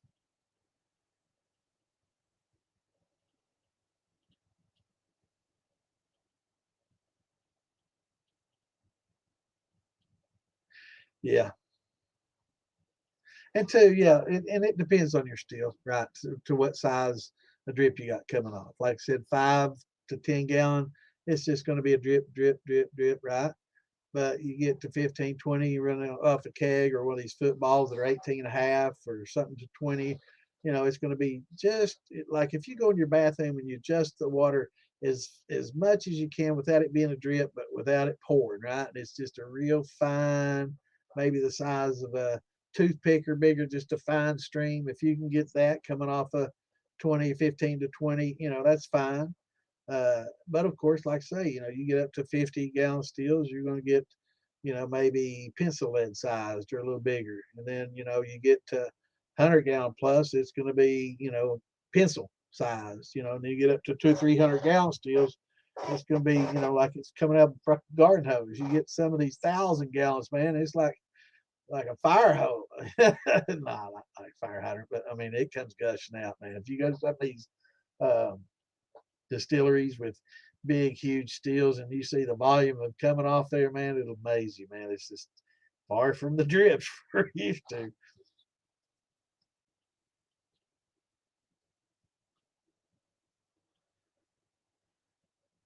Yeah, the slower you run, the higher the proof's going to be because um, you're increasing, you're decreasing the amount of reflux. So you're going to have more product, but it's slow, and that's why people strip a little faster and higher heat, strip it off and just to strip it. And then when they do their flavor runs, they do it a little bit slower to decrease the proof and increase the flavor. So when you run slower, you will get a higher proof. Strangely enough.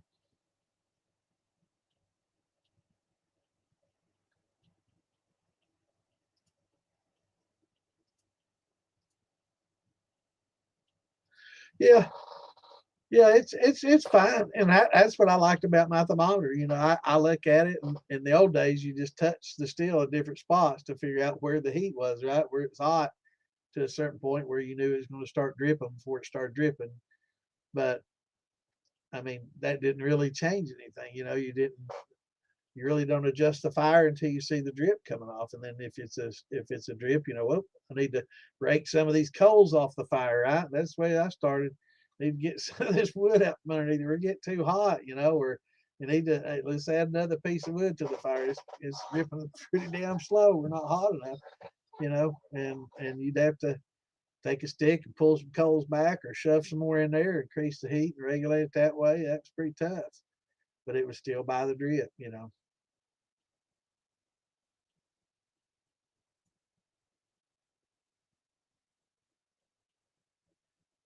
I don't think it's necessarily a mistake, looking at your thermometer. It's good to know, and if it gives you some comfort in knowing, okay, this is that, it's good to know, really. And I think it's really good to know for people to know a bullshitter when they hear him talk, because these people saying, I just still mine at 178 degrees. Well, we know that that's not true, because at 178 degrees, you would have to be at 120 proof. I mean, that's already a high proof alcohol. You're not distilling that. So you're not getting shit off at 178, unless it's in a fractional, not in a pot still, right? So in a fractional, now I will say there's vacuum distillation. So I should say at regular pressure and temperature, because there is vacuum distillation that you can get things coming off at a lower temperature under a vacuum, right? Depends on how many atmospheres you change. So yeah, under a vacuum, you can get something coming off at that temperature, but that's not pot still, and that's different. That's not a it's kind of advanced. But yeah, there is vacuum distillation, and there's a lot of good reasons for that. In the marijuana industry, they like keeping all those terpenes and flavonoids and all these things in when they distill these things. And if you want to use alcohol to take out, leach the cannabinoids and the THCs and the resins and all that, then distillation works, and you can maintain a lot more flavor if you use a vacuum distillation, right? Because it lowers the temperature, and you can lower it considerably. And the lower the temperature, we know that a lot of these flavors and the flavonoids and all these things coming off increase. So, and in the gin industry, there's some of your better gins are made in vacuum distillation because a lot of the botanicals retain more flavor at these lower boiling points, because the higher the boiling points, the more flavor that you lose. So, that's something that, you'll probably see a lot more of in the future, some vacuum distillation. But that's advanced. Yeah.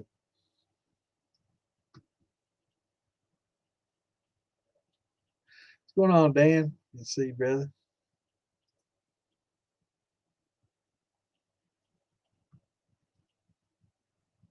Right, and that's a column.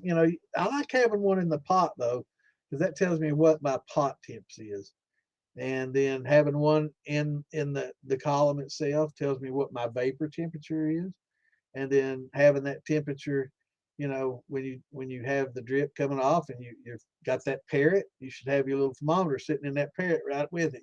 That way you can kind of regulate the temperature of the distillate coming off. So if it's a little bit warm, you need to increase the flow into your flake, or you might need to drop a jug of ice in there to kind of cool it off a little bit to lower, the temperature down in your distillate coming off, right, to a certain point. So, the thermometers are needed, and it's, there are in different distillation processes like fractional distillation we were talking about, and um, then temperatures become a lot more important, um, especially in, we were talking earlier about um, using reflux in your columns, and how the higher temperature stuff's at the top, medium temperature and the lower temperature. Um, yeah, it's very important to know what the temperatures of those are, and you'll see they'll have a big huge computer, and it'll show, they'll have a big screen sitting there, and it'll show you exactly what the temperature is at the top of the column, in the middle, and at the bottom, and yeah.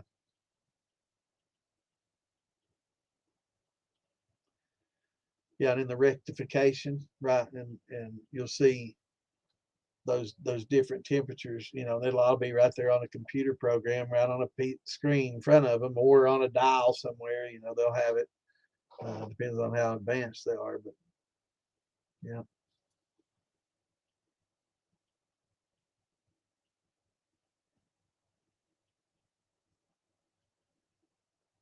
Yeah, 50 feet, that's a good size. You can get 2 or 3 worms out of that.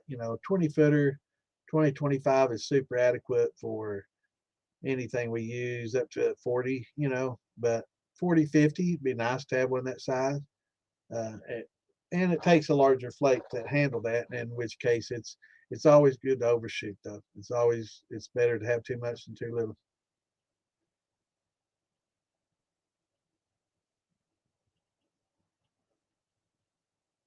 I think that'd be a good idea, Richard, for sure. That way you don't want to reflux your heads back into into your pot. And that's essentially what it does.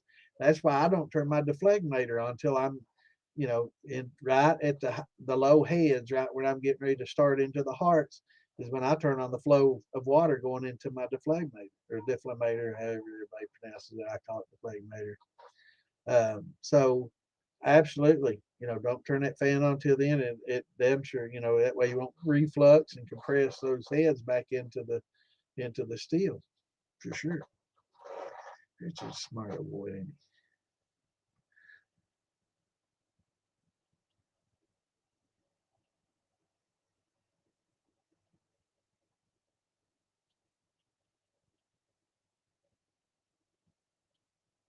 he? Welcome back, brother. Yeah, man.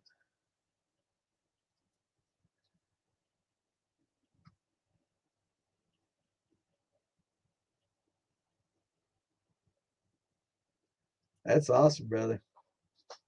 Just finished the thumper, got the bypass, good size infuser. That's awesome. Let us know the results, man. And if you got any questions, you know where to come. Just we'll be here Tuesdays and Saturdays. Uh, I guess the 20th, this next Saturday, we're going to talk about wine making. We've had a lot of wine and brandy making. For those that get mad about us talking about wine, it's wine and brandy making. So, but people don't understand, you know, when moonshiners talk about making wine, it's right to making beer, to make a mash, to make a brandy, maybe, right? Or they might just drink it as a beer, or we might just drink it as wine. So, you know, a lot of my musts are, I start out as hopefully a good wine. If they don't make that great of a wine, they certainly go into the pot, make an okay brandy. Definitely a lot better brandy than wine. A lot of them, you know, they just everything doesn't always work out. No matter how much you know or how little you know, it's you know it's that blind squirrel thing. Always finds a nut, or you know, everybody. It's there's just so many variables involved. That's awesome, man. I look forward to hearing your results.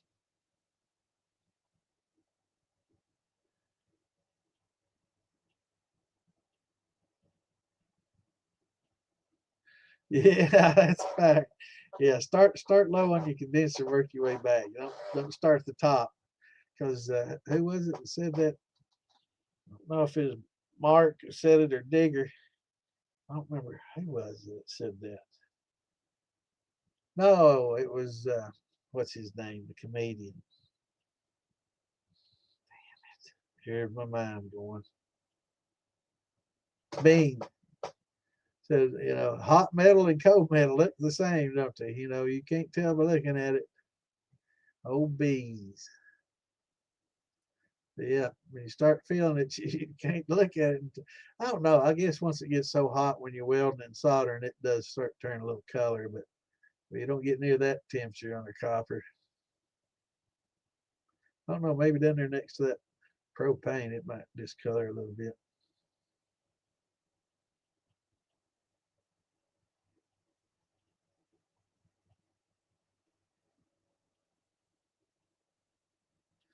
Yeah, it is. Yeah, it's you get them big old, 4, 5, 600,000 gallon, submarine pots like they had back in the day. Shoot, yeah, man, it pours out of that thing. You watch them buckets just fill up slowly, man. The way we do it is take all day. But yeah, you'd be surprised that larger steels proportionally cook off at about the same. So, and I'm sure there's exemptions to this rule, but you could run a 40-gallon pot, and as long as you have the proper vapor path size, that's another thing about some of these vevers that have these little 1/4 inch and 3/8 inch lines coming off a big 10-gallon pot. That's just too small. You creating a lot of pressure inside that pot, and we know with increased pressure comes increased temperature, and that we talked about earlier. When you run things too hot, it seems to all come off at once, so it's harder to make your cuts, right? And that's what happens when you get that real small line on there. It creates enough pressure where it's really hard to make cuts because it's hard to regulate the temperature of the pot, right?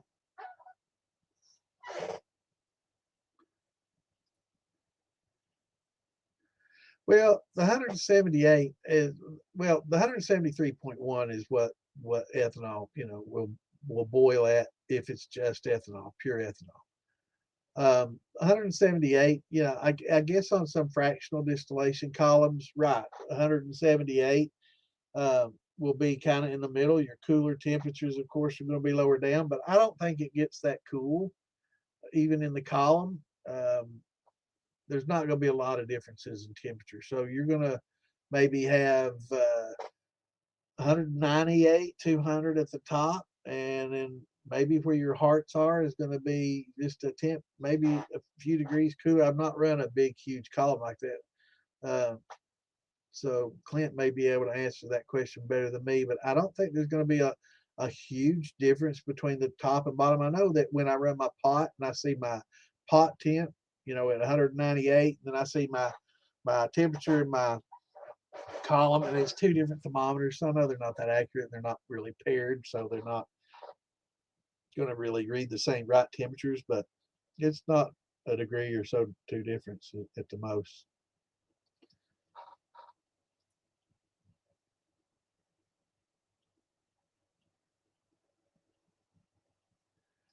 Well, now these are intentionally creating a vacuum. Now the stills themselves are big, thick, huge thick walled.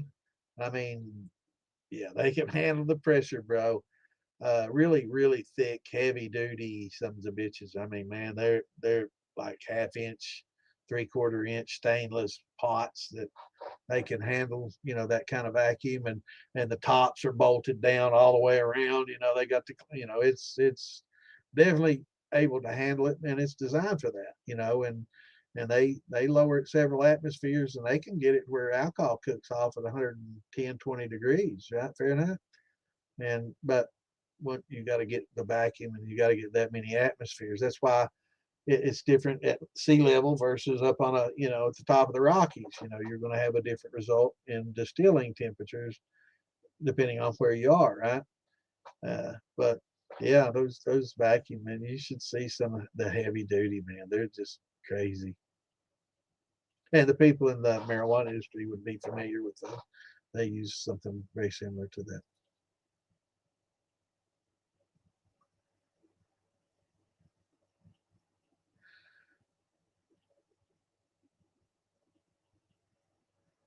Welcome back, brother. It's been a while. How you been? Yes, it has been a little bit. You been doing all right? I certainly do remember you. I remember because there's a gal I know in England whose last name is Carmack, and when I saw you, it kind of reminded me of her. I try to associate people like that so I can remember them. Until I see you all the time, then you probably won't want me to remember you.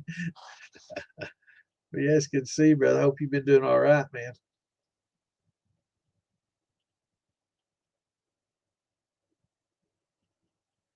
Right, and vapor velocity is a very important thing too, and being able to, when you have that small line coming off your pot, it creates a lot of back pressure, and it really increases the temperature in the pot, and it's hard to regulate that temperature, right?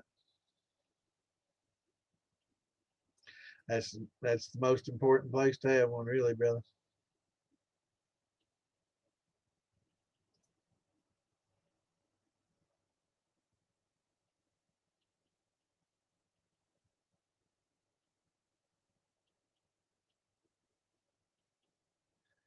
Right? It is about that time again. Have some of this sweet peach. It doesn't taste like peach.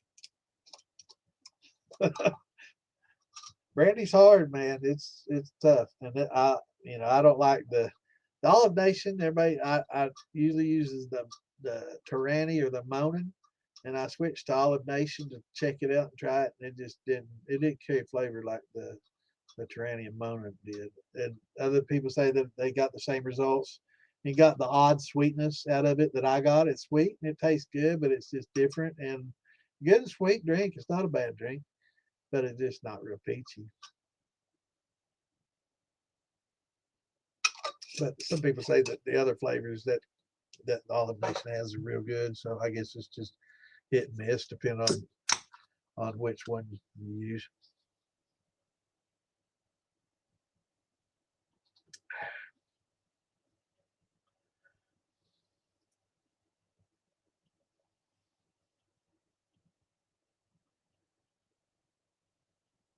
Yeah, I'd definitely try to not run that fan, because I don't like it, and it really depends on what if you're wanting to do. If it's something that you're going to age, you can turn that fan on a little sooner and reflux some of those low heads back into it.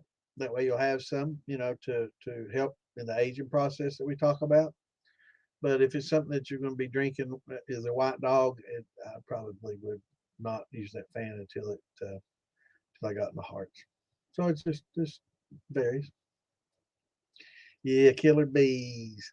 Yes, he found that the hard way, didn't he? Yeah, he burnt the shit out of his finger, man. He put that shit. Oh God damn! I guess hot metal and cold metal look the same, don't they? That's something you don't do more than once if you got a mind.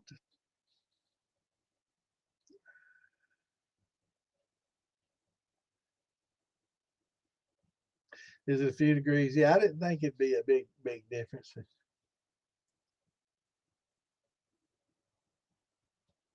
Yeah, I didn't think there would be, because in mine, and I wish my thermometers were calibrated with each other a little closer, but I think you can put them in the same damn liquid and they both read different by at least 3 degrees. So it's these damn cheap ass Chinese thermometers.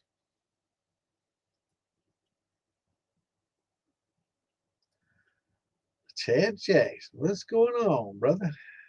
Now, I don't know if you're the same Chad I grew up with. I'd say probably not. I'm wanting to make a sweet feed mash, never had anything but corn. Curious about the water and sugar ratio to add. Well, I would recommend, if you're going to do sweet feed, I'd recommend doing your own. Now everybody's different. Everybody has different tastes and preferences, and some people, you know, like certain things better than others. So I'm not going to say it. Personally, I've tasted just the sweet feed liquor, and I wasn't really impressed with it. I didn't like it that well, but somebody made some that was just cracked corn that they put molasses in, and that was good. So I don't know. Maybe it's just the difference in the distillers, but you get a lot of mixed answers about sweet feed shine, and there's been a lot of talk about it. I've never personally done it. After I drank some of it, I decided that's not the best. And I don't know if it had pellets in it and exactly what, you really need to look at what's in the ingredients in your sweet feed. So if it's got a lot of nutrients and a lot of supplemental things in there for the animal, I would probably kind of shy away from it. But if it's pretty much just cracked corn and molasses, the closer you can get to that, the better. But if it has any of the pellets in it at all, no, big no. But what's your goal? I mean, you're kind of making a corn rum, basically. You're mixing a little bit of molasses with a little bit of corn, so it's good.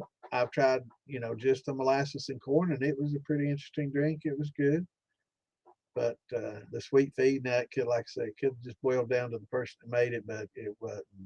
Yeah, it wasn't. But yeah, I think it's better for post flavoring as well.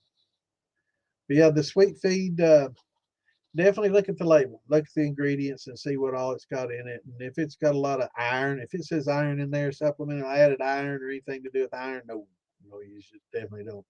But a lot of them, they put a lot of extra nutrients and vitamins and supplements in there for the animal that really don't do well, especially the pelleted type that don't do well for the for the distilling of it.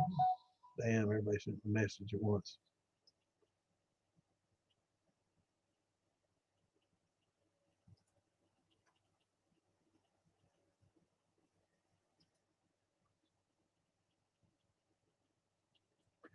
But to answer your question, hydrometer, you would definitely want to use your. I don't know why that didn't. Why does it do that? Okay. Now I've gotten away from the question. Use your hydrometer. So you never know exactly how sweet and how much molasses they're going to add to the different sweet feeds. I mean, it can vary so greatly. So it's not going to, you're not going to get someone to say, all right, for every 50-pound bag or every 25 pounds of sweet feed, you need to add X amounts of pounds of sugar, because it's going to vary so much.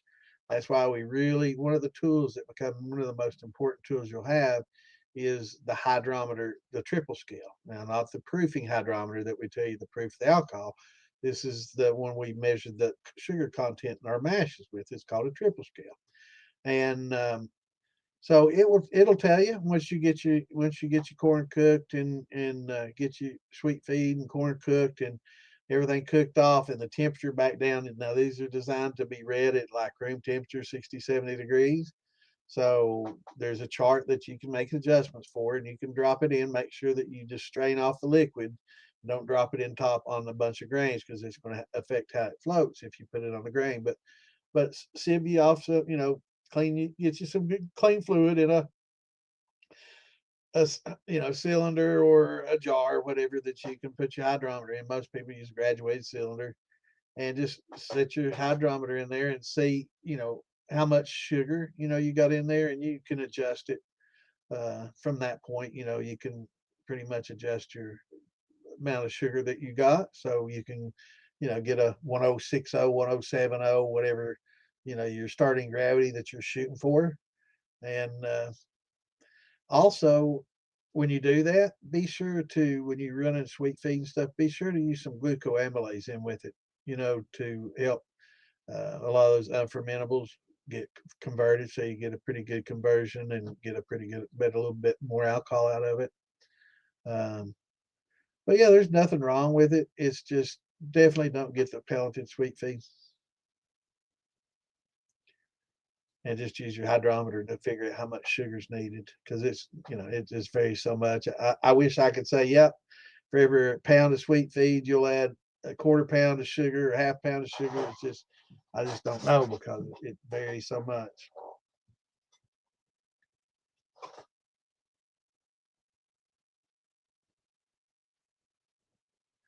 You haven't had a good brandy. Oh man. I tell you what, there's some damn good brandies out here. We got some good distillers. I tell you, one of the better brandies I've tasted.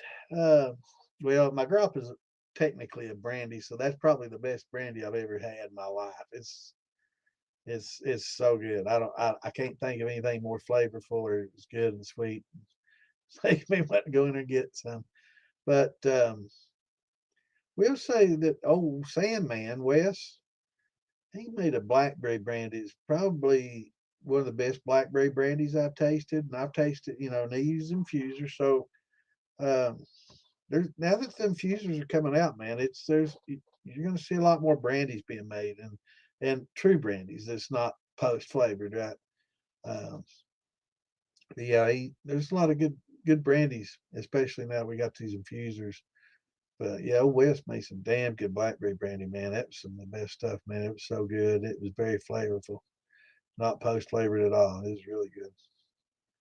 But yeah, it's making good brandy. If you can tell what fruit it was made with, you made a successful brandy. That's because it's hard to carry that flavor over, right? The whole distillation process is designed to remove impurities, flavors, and everything, make everything neutral. It's like water, right? We distill water to get just water. We want to take all the impurities out. Same thing with what happens during distillation of alcohol.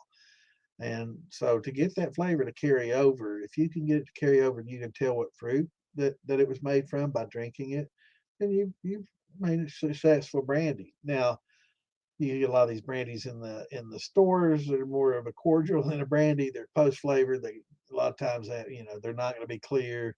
You can take a clear liquor and take pretty much peach syrup out of a can of peaches and pour it in there, and it's going to get real fucking sweet and peachy, right? It's going to be, oh, it's so good. It is good, but that's not like a true brandy. But there's a lot of store bought brandies that are like that are real sweet and fruity, and that's because they pureed and sugared and carried that flavor and using like a Olive Nation, artificial flavoring and not natural flavoring to really push that flavor forward. Um, but to come off the drip, it's really tough. And Wes made some really good blackberry right off the drip. It was damn good. And I tasted some good peach brandy. Roger made some good peach brandy. At the contest a couple years ago, his brandy was good. Uh, April, she makes good. She makes real good brandy. Yeah, there's quite a few in the community that can. John Bentz makes good brandy. There's quite a few people in the community that make good brandies, but none of them are better than my grappa. That's the best shit, man. I'm gonna have to go get me some now myself. Damn it. I'll be right back.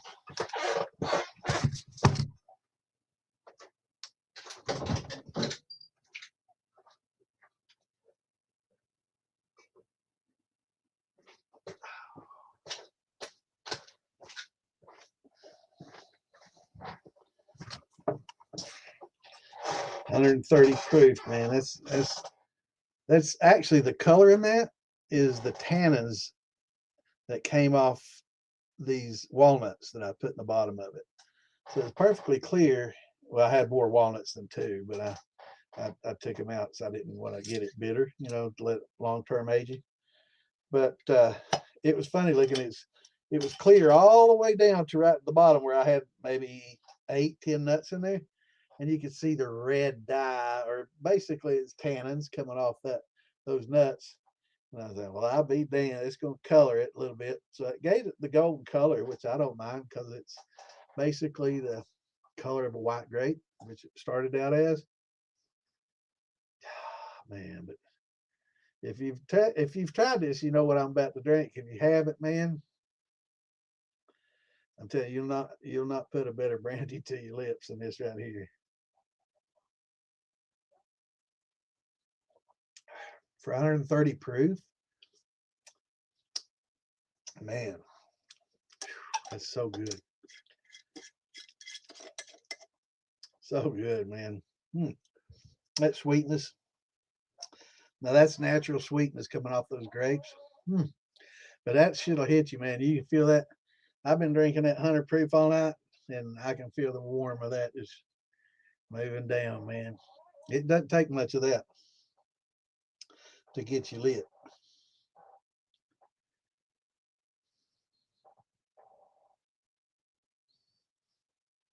Yeah, it'd be a rumsky. I like it, rumsky. Or a bourbon rum, a bum. It's funny.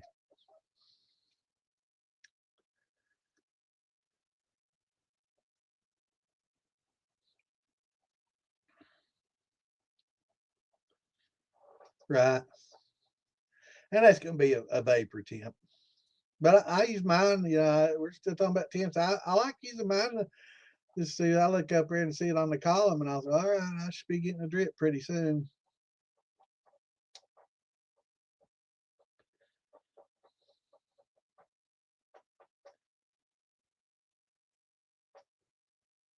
Yep, sorghum. They have a sorghum festival here in Kentucky every year, close to where my West Liberty. My cousins used to have a farm in West Liberty, and they raised cane, and also they raised peppers for Paramount Vegetable Company. But they raised a lot of cane, and they had one of them old time presses that the mule would walk around. There wasn't no mule there. We did it by hand. We'd get behind there and push it. Get the young kids in there. It's a game, right? It's fun. See how fast you push it. Yeah, I think eventually they got a ride mower to it, but um, yeah, it was a lot of fun. But they had sorghum and molasses and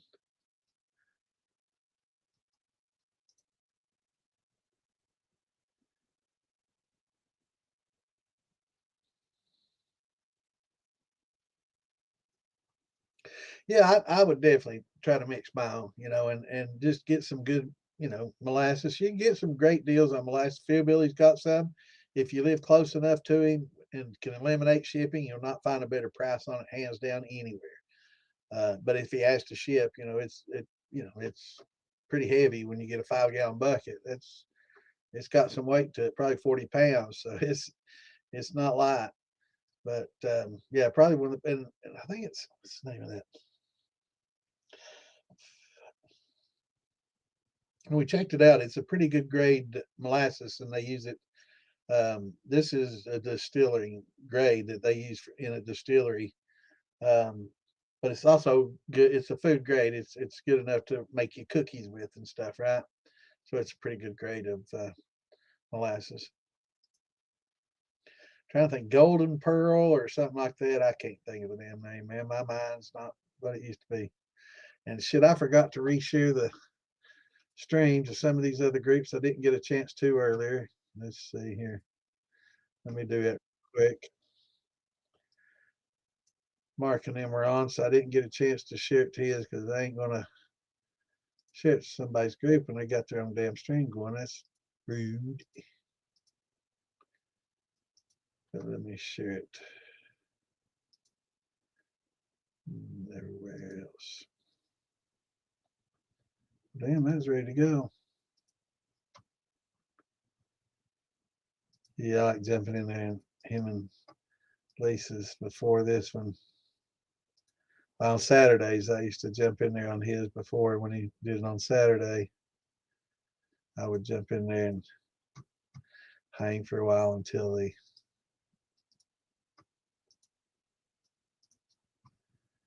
Let me share those in just a few more groups that way everybody get a chance to watch it.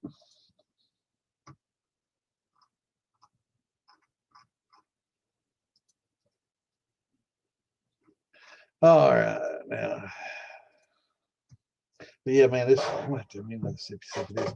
I tell you what, I can't. I normally don't brag on myself, but I definitely nailed it with that right there. That's a lot of people like Big Easy, Ian. He said the same thing.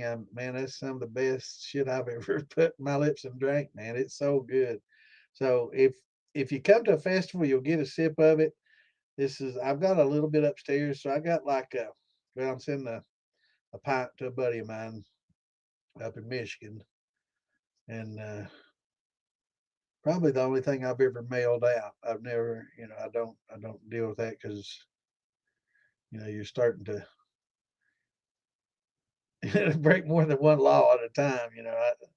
I don't mind the distilling end of it. I can argue that in court and defend myself and my pursuit of happiness and my home and stuff. But when you start mailing it, it's different. But come to festival, and I'll always have a little bit of this with me and try it, man, because it's really really good. And my root beer's not too bad. It's not too shabby either. But hopefully by then I'll have some aged um, multigrain that'll knock your socks off too. Most people haven't seen my multigrain yet. I've been doing a lot of wine making and brandy making the last few years, and been focused on that primarily because I like drinking the wine. I'm getting old and drinking this hard stuff straight. It wears on you a little more. Those hangovers hurt a lot worse when you get old, man. What you go through half a day before you feel right when you're young takes 2 or 3 when you get old, especially after festivals, man. It'd take 2 or 3 days for me to get over it.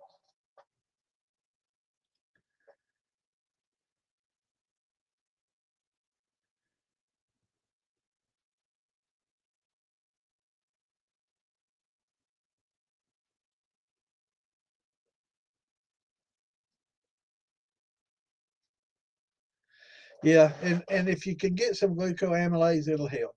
Add some gluco or what we call that some of that seb amylase and sebstar, and here we go, sebflow, viscoseb, sebstar.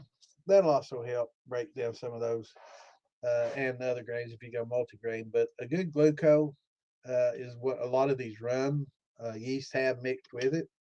And so they just mix that amylase in there with it, and that definitely improves your rums, your flavors, and gets, that way you can ferment it all the way out. I will say that having a little bit of sugar when you distill left, instead of it being a dry, isn't always a bad thing. So, you don't have to do that. And if it does retain some unfermentable sugars, that's not necessarily a bad thing. So not sometimes, when you distill something that's dry, when your mash goes to a dry point, that will affect the flavor of it post distillation, right? So, not all things are best when they're dry. Sometimes it's best to run things when they're zero or just a tad above instead of, below.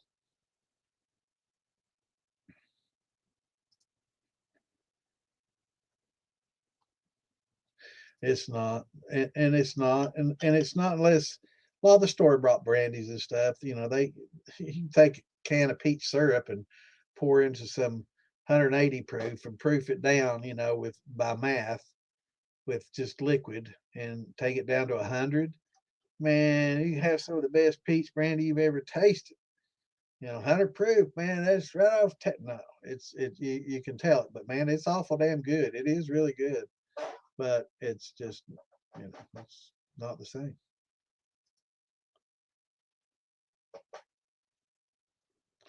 Yep.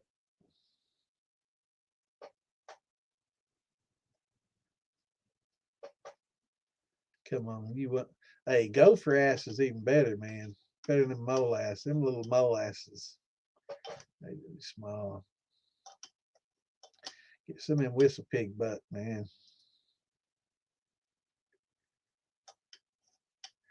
I'm telling you, man, some of the best and brightest ideas were made from a little intoxication or a little bit of a little devil's lettuce. Deep thought, man. I used to sit and get stoned and just my mind would just drift off and get so far outside the box. I think it's kind of where I came up with my damn bypass back in the day.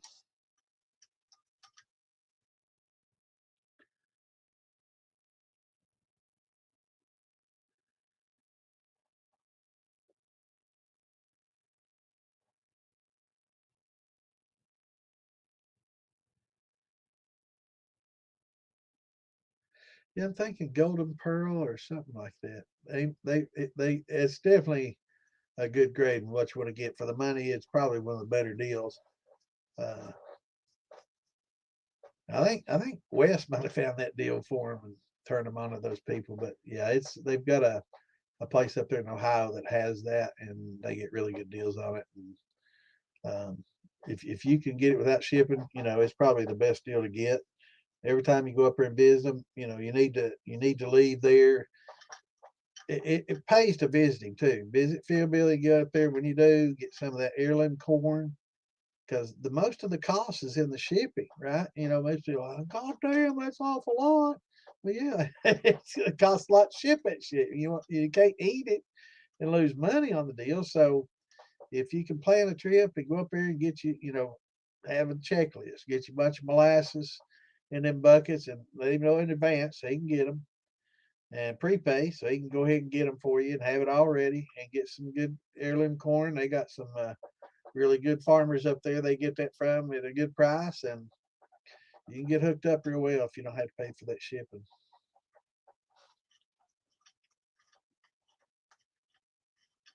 Yeah, man, I've been through rabbit holes and yeah,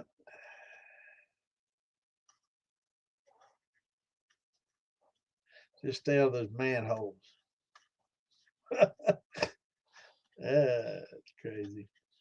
Crazy thinking.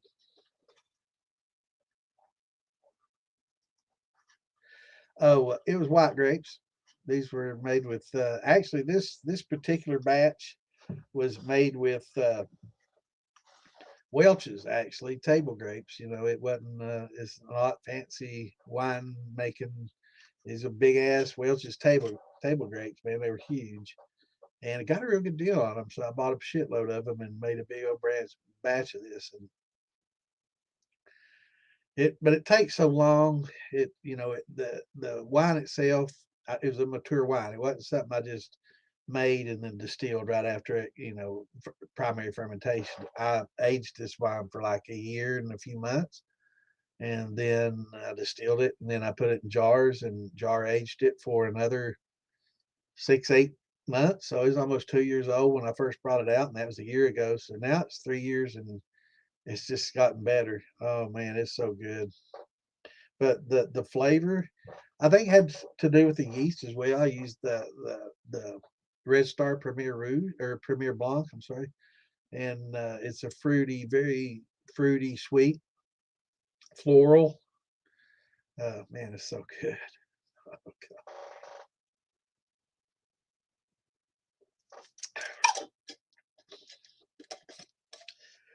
Ooh, it's some heat. 130 proof. And I did 130 because it gets any lower than that. And I used a deflagmator on it. So I compressed a lot of tails and oils into that for aging.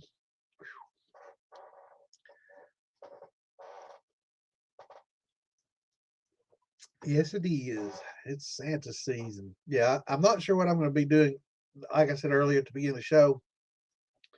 So we're going to tentatively probably call off. Oh, man, that was hot going down there around me. Kind of inhaled that. I inhaled it. What Clinton said I didn't inhale.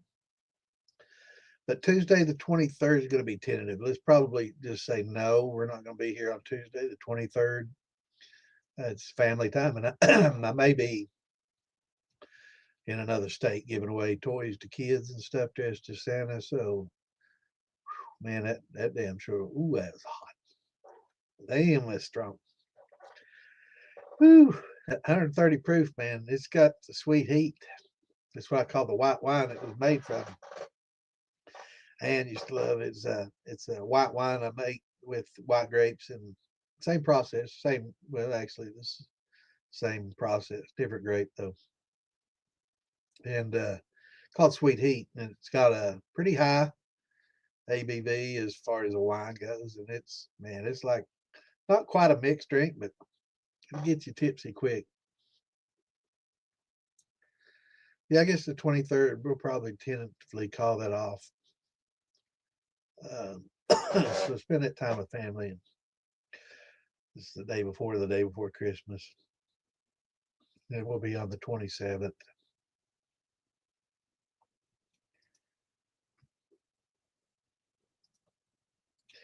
Yeah, that molasses is good, man.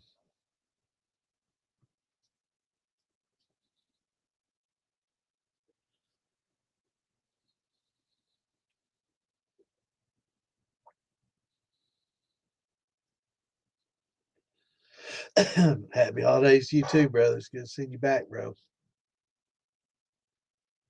Got quite a few people back tonight. It's good to see people come back. I guess that cold weather kind of forces us inside, and gets us off the farm and out of work, and spend a little more time at home when it gets cold. I guess I know I do a lot less when it gets cold like this.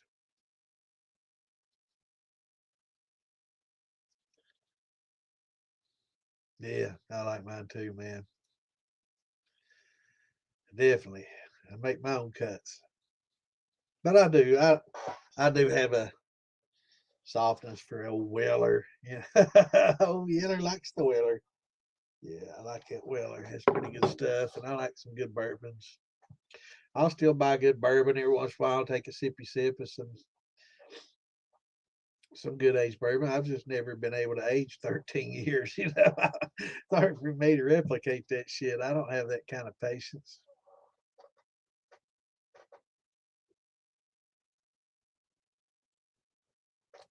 I got quite a few knots on my head, man. I was one of those kids who rammed their heads in the wall when I was a kid. It's like, I don't know. There's some psychological disorder they called it. I don't know what the hell it was, but I was one of those crazy ass kids. That's why I like playing football so damn much. I didn't grow out of it. Eventually, I grew out of it. I think the last time I ran my head in the wall was when in the old house had a brick behind the drywall, and I ran my head through it and hit that. I think it was drywall right over damn brick. I might have furring strips, I guess, and boom, man, it's like, whoa. that was the last trim. The last time I did that. I remember that too, man. To this day, that's something you don't forget. Yeah, I was like 5 years old, crazy. I was a crazy kid.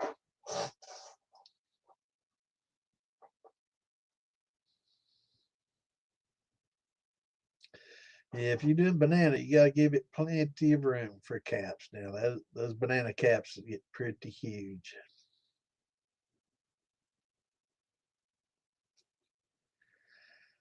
Yeah, if it's in 4.5 gallons, you better have an 8 gallon container at least, man. I'm telling you, because it's fucking crazy. First time I did bananas, like, wow. And nobody had told me either. And that's when you get shit squirting out of your airlocks, hitting your ceilings and shit. That's a good test to see if you got a good old lady or not, man. Come home and have banana on your ceiling all around. Yeah, you can see if you got a keeper or not real quick.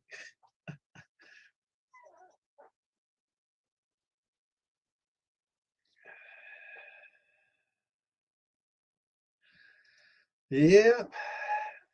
So you got the ADHD as well?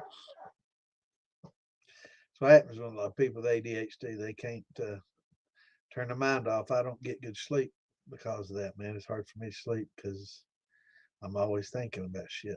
And that's not necessarily a good thing either, thinking it and all you think, oh, well, the more you think, the better, until you can't, stop. That's not good. Yeah, and marijuana used to be a good go-to for me to help that, and I self-medicated with that for decades. But you get older, it affects you differently, and I just gotta find something else. And Xanax ain't it. Shots. Listen, Lisa, trying to kill me. Boy, that last one hit the spot, man. I inhaled it. It went around down the wrong way. But I will take another sippy sip. So you got to come to a festival and try this, man. I'll have this jar and you'll get a sip. That try to walk away with it. I have to tackle you.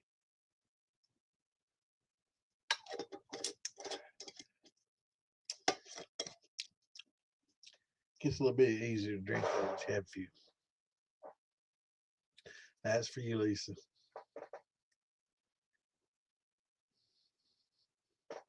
That sweetness though is so unique and floral. Yummy. Very yummy. That aftertaste is so fucking good. Man, it's good.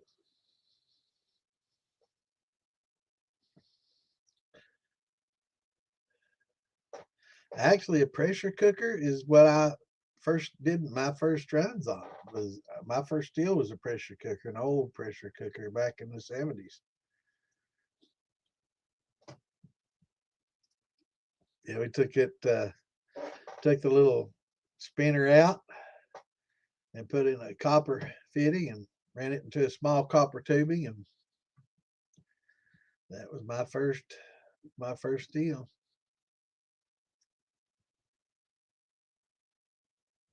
I've got a banana rum I did. My when you do it, mine had a very interesting, it's not a bad drink, but it was definitely different. It had a grunge to it, and it wasn't a bad grunge. It was just a good dark grungy flavor. But alone, it started off and finished the same way, and I didn't get a lot of there wasn't a lot of depth to it. So it's okay alone, but it's just just wasn't all that. So I started thinking, everybody talking about the peanut butter and so I thought, well, this might be good coupled with the peanut butter. And I got some of that powdered peanut butter, and I was going to mix it. And somebody said, "Oh, you got to watch out for that powdered peanut." I was going to infuse it, run it back again through and infuse it with powdered peanut butter. They said, "Oh, it'll get bitter, man. You got to watch out. You can't use too much. You got to be careful." And I didn't want to ruin a decent brand, decent, rum. So I got the idea. I'll rerun it and I'll make some root beer out of it. And I did, and man, that grunge mixed with root beer, that is so good. It gives that root beer a dark, grungy finish, man. And it starts out root beer and finishes. Get that grunge in the middle and finish with that root beer flavor, man. And 100 proof, knock your socks off, man. It's so good. It's a great combination. So when you have distillates like that, I've heard some people say, well, this came off and it was just kind of bitter, it's just real bitter tasting, it's just, like, okay, so make some limoncello out of it, make lemons, make something bitter into lemonade, right? Make some limoncello out of it, and just kind of go with that and complement it with something else, right? So sometimes that's what you got to do.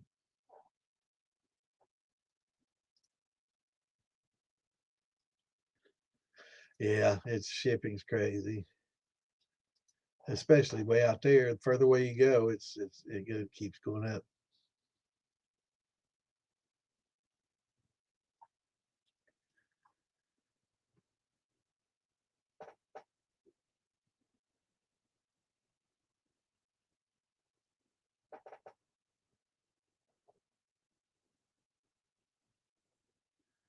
Yeah, it's pretty cool. It's using a pressure cooker. That's my first deal. Try using the pressure cooker under a grate with fire. Yeah, that's the challenges I had as a kid. And I scorched the shit out of the first half dozen runs, but we still drank it. I don't know if we ever got all the scorch out of the bottom of it.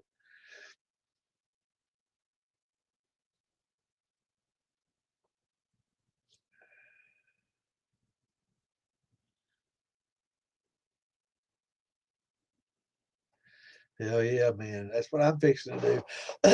I've got two 15s and a 5, and I got some of these stainless ones I'm going to put some other stuff in. But I'm going to fill one of them with a multigrain and the other one with a brandy. I've got some different mixed brandies that were kind of like the peach, that just okay, but just real peachy. And I'm not going to fool with that banana rum or the grappa. But I've got some other brandies in there that, just kind of meh, not great, not the worst, but it's an okay drink.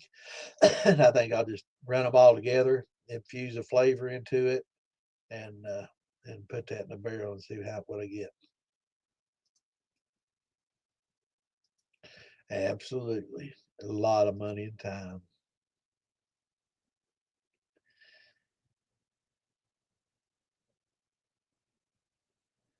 Absolutely. Now those mouse asses aren't bad. Better than a rat's ass, because I couldn't give a rat's ass. Yeah, funny.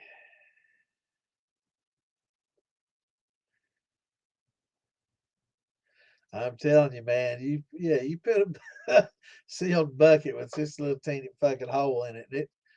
It blew that airlock out. I'm lucky that's all that happened, and it wasn't too bad. But if it'd blown the top off, man, it gone everywhere, and I'd probably have been in trouble. I think I inhaled some of that, man. I can feel it in my lungs. Oh God.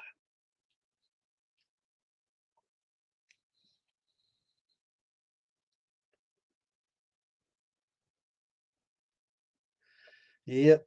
Thank God for marijuana and liquor. I self-medicated for many, many moons with that.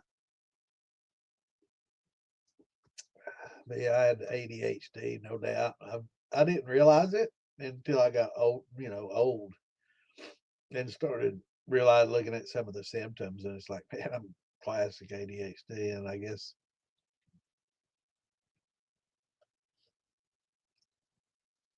just never realized it. Figured everybody was the same way, right?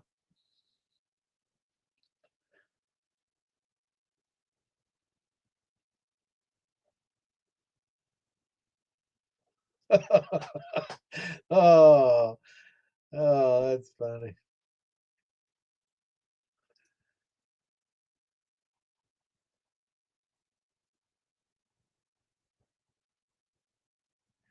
You go watch that for a hint of fire, man.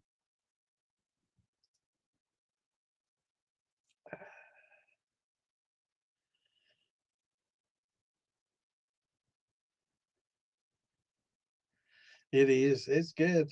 Yeah, banana makes a good rum. Where you been, Mash Brothers? I don't remember you making any comments up till now. I don't even just kind of lurking and poking your head in there late, thinking like you've been here all along, man. You notice how you did that, Clint? Or am I wrong? Maybe I just hadn't noticed.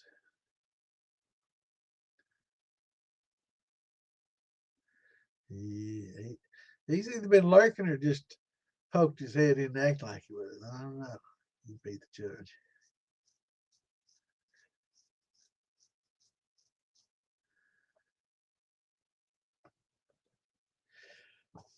I tell you what, if y'all haven't tried that Nick Calo's peanut, now if you like peanut butter, it's not a bad off the shelf jar. I got some of it. I thought it was pretty good. And Nick's a pretty good fella too. He's a good guy. He's worked his ass off promoting and doing what he's done. He definitely worked his ass off to get what he's doing and where he's at with the Elvis shot and all the other stuff, man. He's a perfect example of what I talk about when I talk about marketing and getting out there and pushing a product. You know, anybody can make a shine. Anybody can make a decent shine. You know, trial and error, and eventually you'll figure it out and you'll make some decent stuff.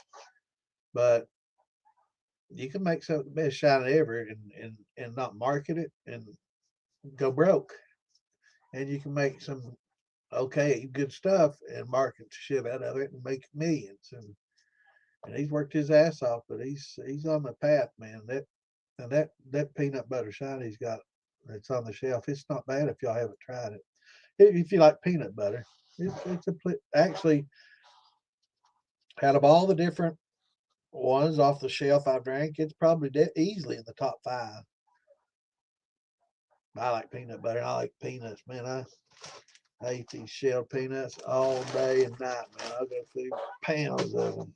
I'm like a big elephant, man. I love the fuck out of peanuts. I'm gonna eat them till they say I can't. I get diverticulitis or something. That might stop me, huh?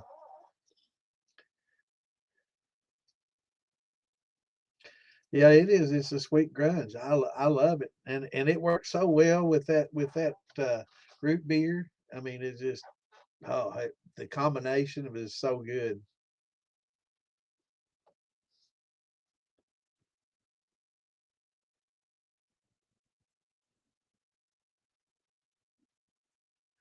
That's right. I'm a little bit behind, brother. You figured it out. That's funny. There's more deep thought, man. I'm just gonna scroll down just so I can see in the future. I'm living in the past on here, man.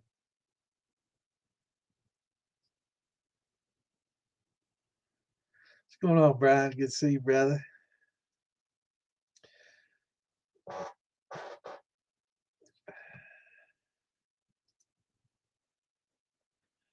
Brian might know some of these. Somebody's on here earlier asking about Kansas. I think we got some from Kansas. I don't know.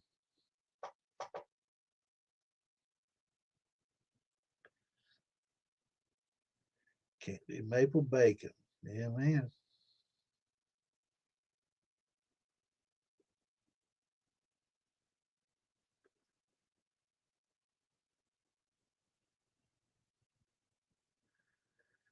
What's up, Slacks? Good to see you, brother. Slacks Mo. God almighty, man. I drank some. I'm still live. I'm still alive. I don't know about live. At least it says live. I'm still live. Yeah, you did slide it. It's a Saturday night though, so we'll let you slide. We understand. Better than Clint's no show a few weeks ago. with no heads up or nothing. He just doesn't show.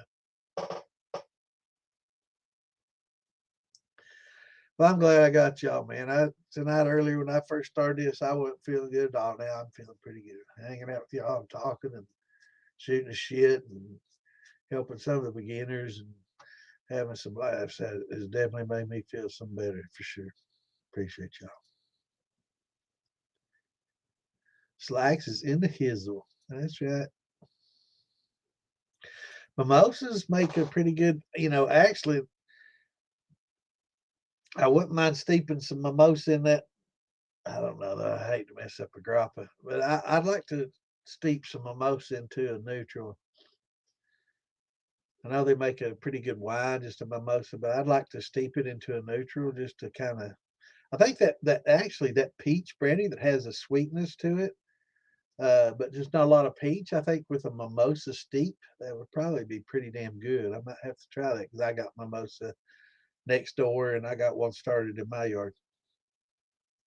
So definitely gonna have to put some in blooms in there to see what happens.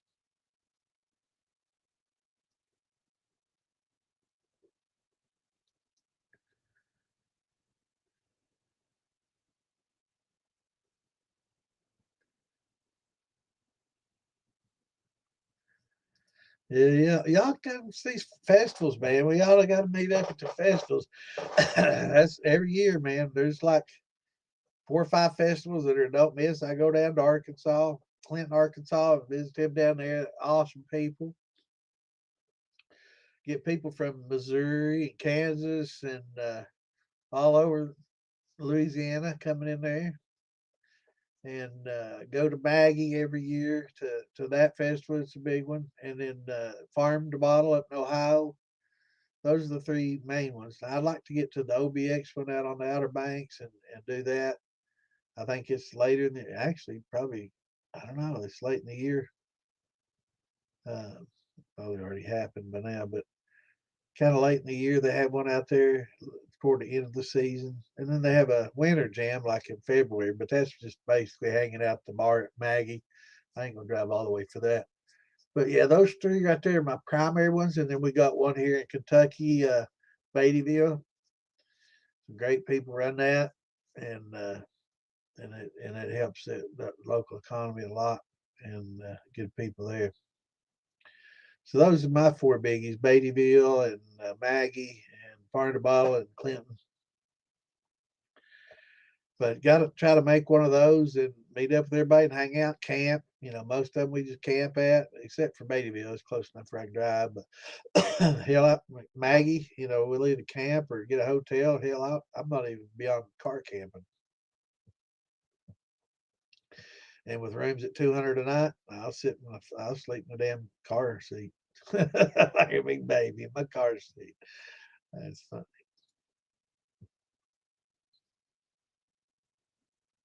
That's right.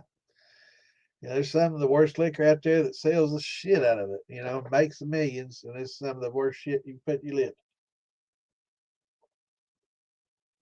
And you can have some nectar of the gods, and if you don't market it, you ain't doing nothing. It won't sell. Yeah, he is. He's all right, ain't he? He's a good old feller. I don't care what people say about him.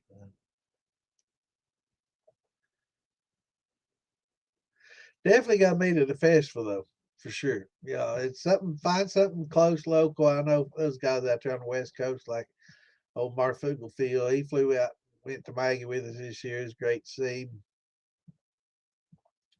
And there's some good discount rates on flying. So if you can get close to an airport, there's somebody in the family in the Moonshine community that's going to be close coming to those festivals there. We can make arrangements and get you there. So, I mean, I'm talking, like Allegiant, some of these others, Frontier, and some of these other airlines, round trip, $150 everywhere in the U.S., $60 round trip. But yeah,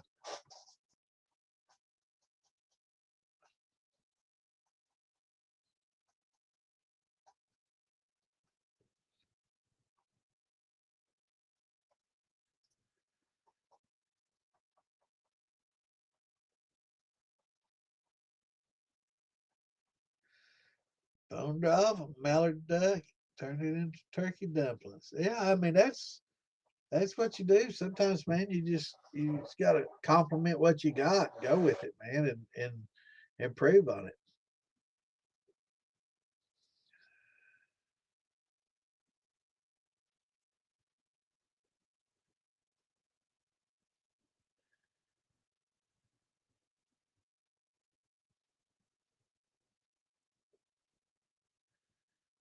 Yeah, pretty interesting.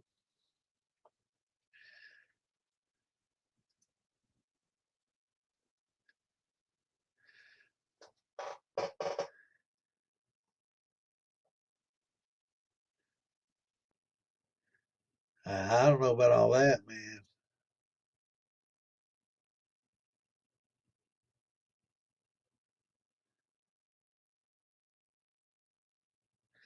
I know, man. You got to be like hillbilly, move over here. Hell, he moved from Vegas to Tennessee. Man, his pace of life just went from fast to molasses. That's a good change of life, man. Change that speed, that pace of life, man. It's that slow pace when you start getting a little bit older. It's awful nice, man. And the cost of living is a lot cheaper.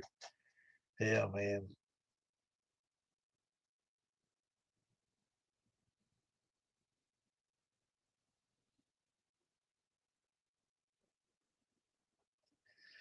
Yeah. And that's what Mark and Lisa talk about too, is a lot of tinctures and plants and holistic medicine and stuff.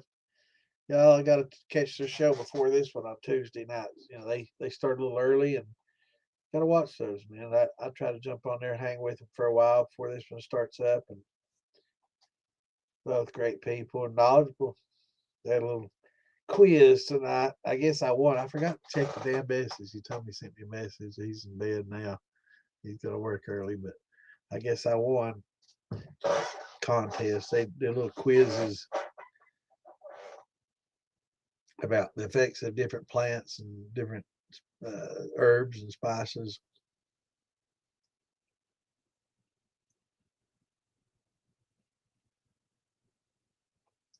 Yeah, I knew something about that at one point in time. Oh no, you didn't just put Evan Williams with Jack Daniels, did you? That Evan Williams ain't all bad, man. That Heaven Hill, I like that Heaven Hill stuff. It's pretty good. That Bottled Bond, it's not bad. For me, if you're going to spend, I think it's one of the best cheap liquors you can get. It's not the best, but I think it's one of the better cheap liquors you can get. It's that Evan Williams Bottled Bond or that Heaven Hill Bottled Bond. But if everybody had the same opinion, it'd just be 2 or 3 jars on the shelf.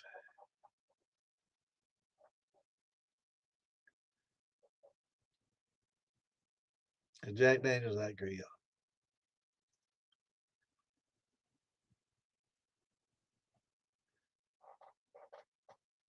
That's right. It's value. It's like that Kessler and some of those other ones. They never said they're the best. They ever bragged to me. I like that Evan Williams bottom bond. That's pretty good for the money I bought it. I used to get it by the quart, just for the money. It's cheap. And for the money, it's pretty good for what you pay. Again, cost to benefit and flavor ratio is pretty right for that Evan Williams, I thought, the be the bottom bond. I appreciate it, brother. I like to have those lurkers now. I know there's a lot of lurkers out there. We've got a lot of people that watch, especially on YouTube, and a lot of people. Oh, I didn't have it.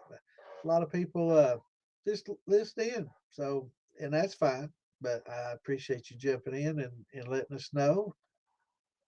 And thanks for being here. And if you got any questions, don't be afraid to ask. Only dumb questions is the ones you don't ask. So.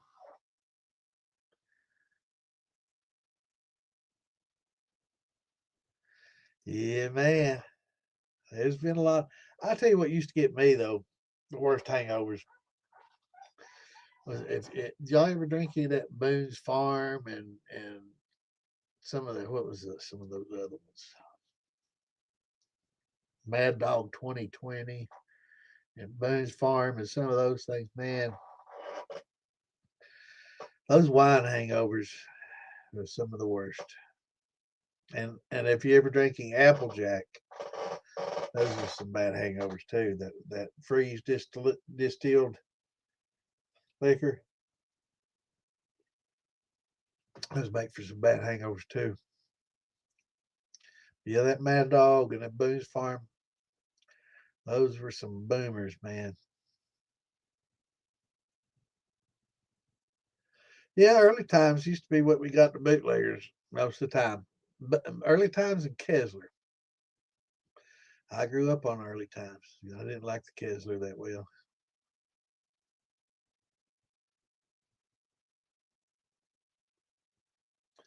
Awesome. What'd you get? I'm hoping it was a football. I'm hoping that is that your primer? I'm hoping that you listened a few weeks back and got you one of them footballs. If not, we'll get you Ripple. Yeah, that what's that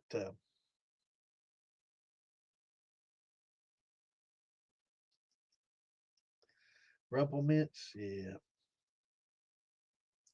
Night Train. Yep. Oh yeah, and the turkey's good stuff. TJ Swan, that's bringing back some memories. Yeah. Kind of Thunderbird, T Bird, Tickle Pink. Man, them women loved that shit, didn't they? And I drank it because they loved it. I'd buy it, and suffer through it, but it's better than beer. I never was a big beer drinker. Wild Irish Rose. Schnapps, yeah, Rumplemints and schnapps. That 100 proof schnapps. Yeah, boy. Been to jail a few times on that.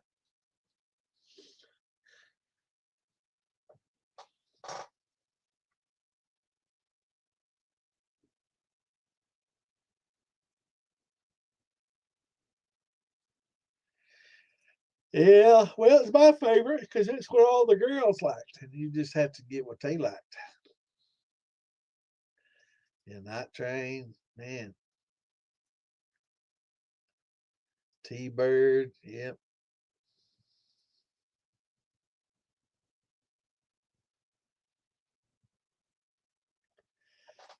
fruit beer schnapps. I always drink that Rumplemint schnapps, man. That 100 proof schnapps, shit. Now, I had a bunch of friends drink that Goldschlager. I've had a few shots of it, but I was always weary of, I never seen that shit in my piss or in my shit, so it's hanging around somewhere in my body, and I didn't think it was probably gonna be pretty good. So I don't want that shit hanging on my liver or anywhere else in my body. And I'm like, I ain't pissed that out. I ain't seen no gold flake shit either. So gotta be somewhere, you know. I know my stomach acid ain't breaking it down, so I don't know.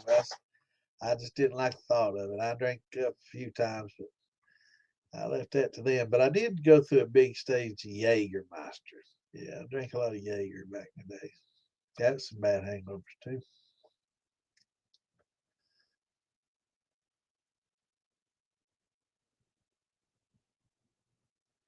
Well, that's fine. 8 gallon boiler and 2 inch. But yeah, bring your questions, brother. We'll get you up to snuff and we'll get you going. But yeah, you got your modular though. So you got the 2 inch tri clamp. So at least you're on a modular. So that's as good as the football. I mean, they've got them in 8, 13, 15, 18 gallons. So I mean, as long as you're modular, that's the most important thing.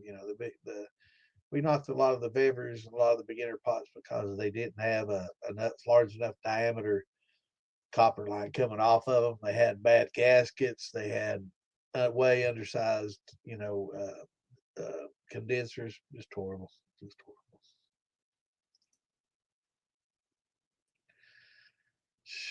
did some crazy shit. I don't know if I ever did that. Yeah, we did some wild stuff.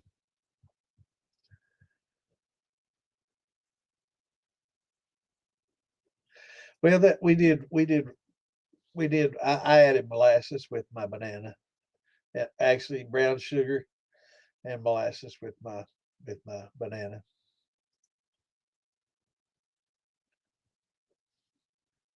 Yeah, you definitely good with 2 inch modular for sure. That's fine. Yeah, that peppermint schnapps, peppermints.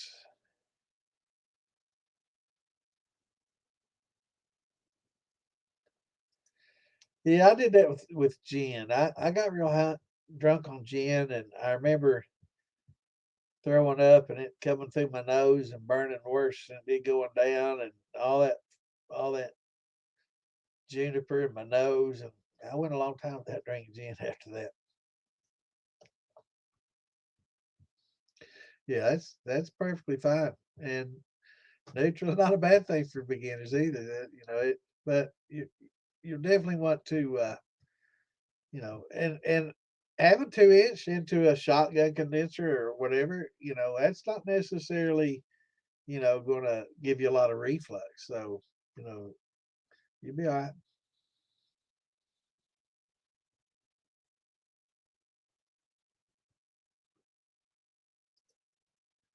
But yeah, we'll get you in to make some good corn liquor and running it straight through. Yeah, it's getting about that time. Old dad's getting tired. I haven't been sleeping good. I had migraines earlier this week. My stomach run bothering me. Haven't been sleeping good. I had odd hours. Today I slept between, I guess, 9 or 10 in the morning to 3 or 4. 9 to 3 about. Well, good. I couldn't sleep at all last night. I think a lot too, JJ. I get thinking, don't feel good, and my mind gets going. I can't sleep. Well, with the brown sugar, you're getting two things. You're getting the molasses. I use the dark brown sugar, so you're getting the molasses and the sugar to boost the gravity a little bit. The bananas wasn't enough alone. It's kind of like a strawberry, just not enough alone. So I kind of boosted it with the brown sugar, and it gives it a kind of a banana rum. It's basically banana rum. It's good shit. I love it. Definitely better than watermelon. Yeah, the watermelon one didn't work out well. Damn, I inhaled that. Maybe another drink to make it feel better. Cheers. It's about that quitting time, boys.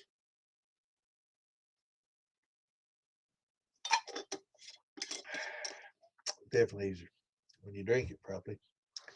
I think I drank and healed that. I think I got some of my lungs. I mean, it'll clear my lungs up.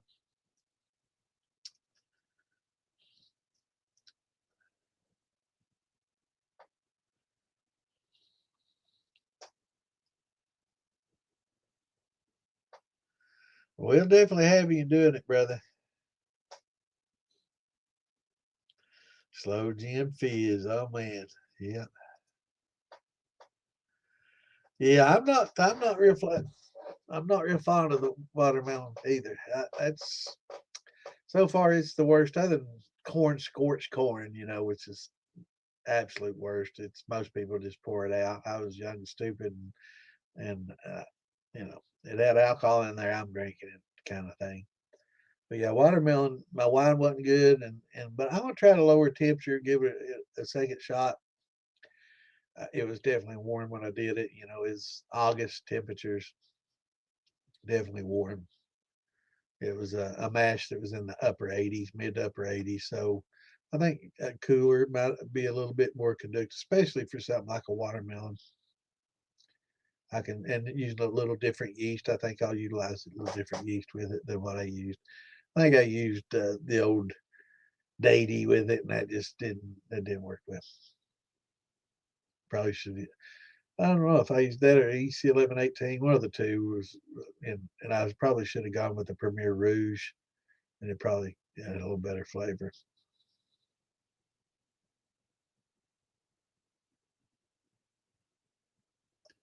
Yeah, that's what I did with my grappa. I aged it, made a good white wine out of it, and it was aged like a year and 3 months before I distilled it, and aged it for another, 8, 10 months in a jar. And it's a little over 2 years old when I brought it out. Now it's actually three, close to 3.5 now, and it's damn good. It's really good.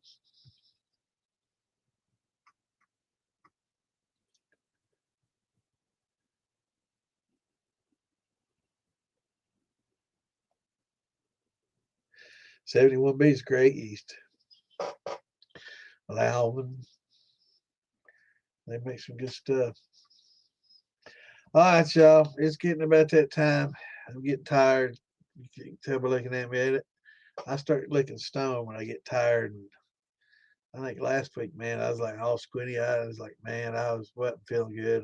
This is when I had migraines, and I take a pain med, so it takes the pain away, but it's still there, and I can't handle a lot of light and sounds and noises and stuff. So, and but I just had my stomach hadn't been feeling good, and a little bit of a couple shots and y'all, it definitely made me feel better. That's for sure. Yeah, cider, the 71B and the 74, both are good ciders. That 74 is a lot of people like that 74 for ciders and for meads primarily. Yeah. All right, y'all. Well, I guess we'll see you Tuesday, not Wednesday, not a hump day anymore, but Tuesday we'll see you. Everybody have a great rest of your weekend, and bring your friends and tell your friends about it. Let's get more people in the hobby, and more beginners coming in here, and we can help teach them, the ropes, and hang out and drink a little while and talk shit and see what's going on in the world. We're not talking too much about politics. We'll try to keep it light, and got too much of that shit everywhere else. So we try to just have fun in here and keep it kind of neutral like our liquor.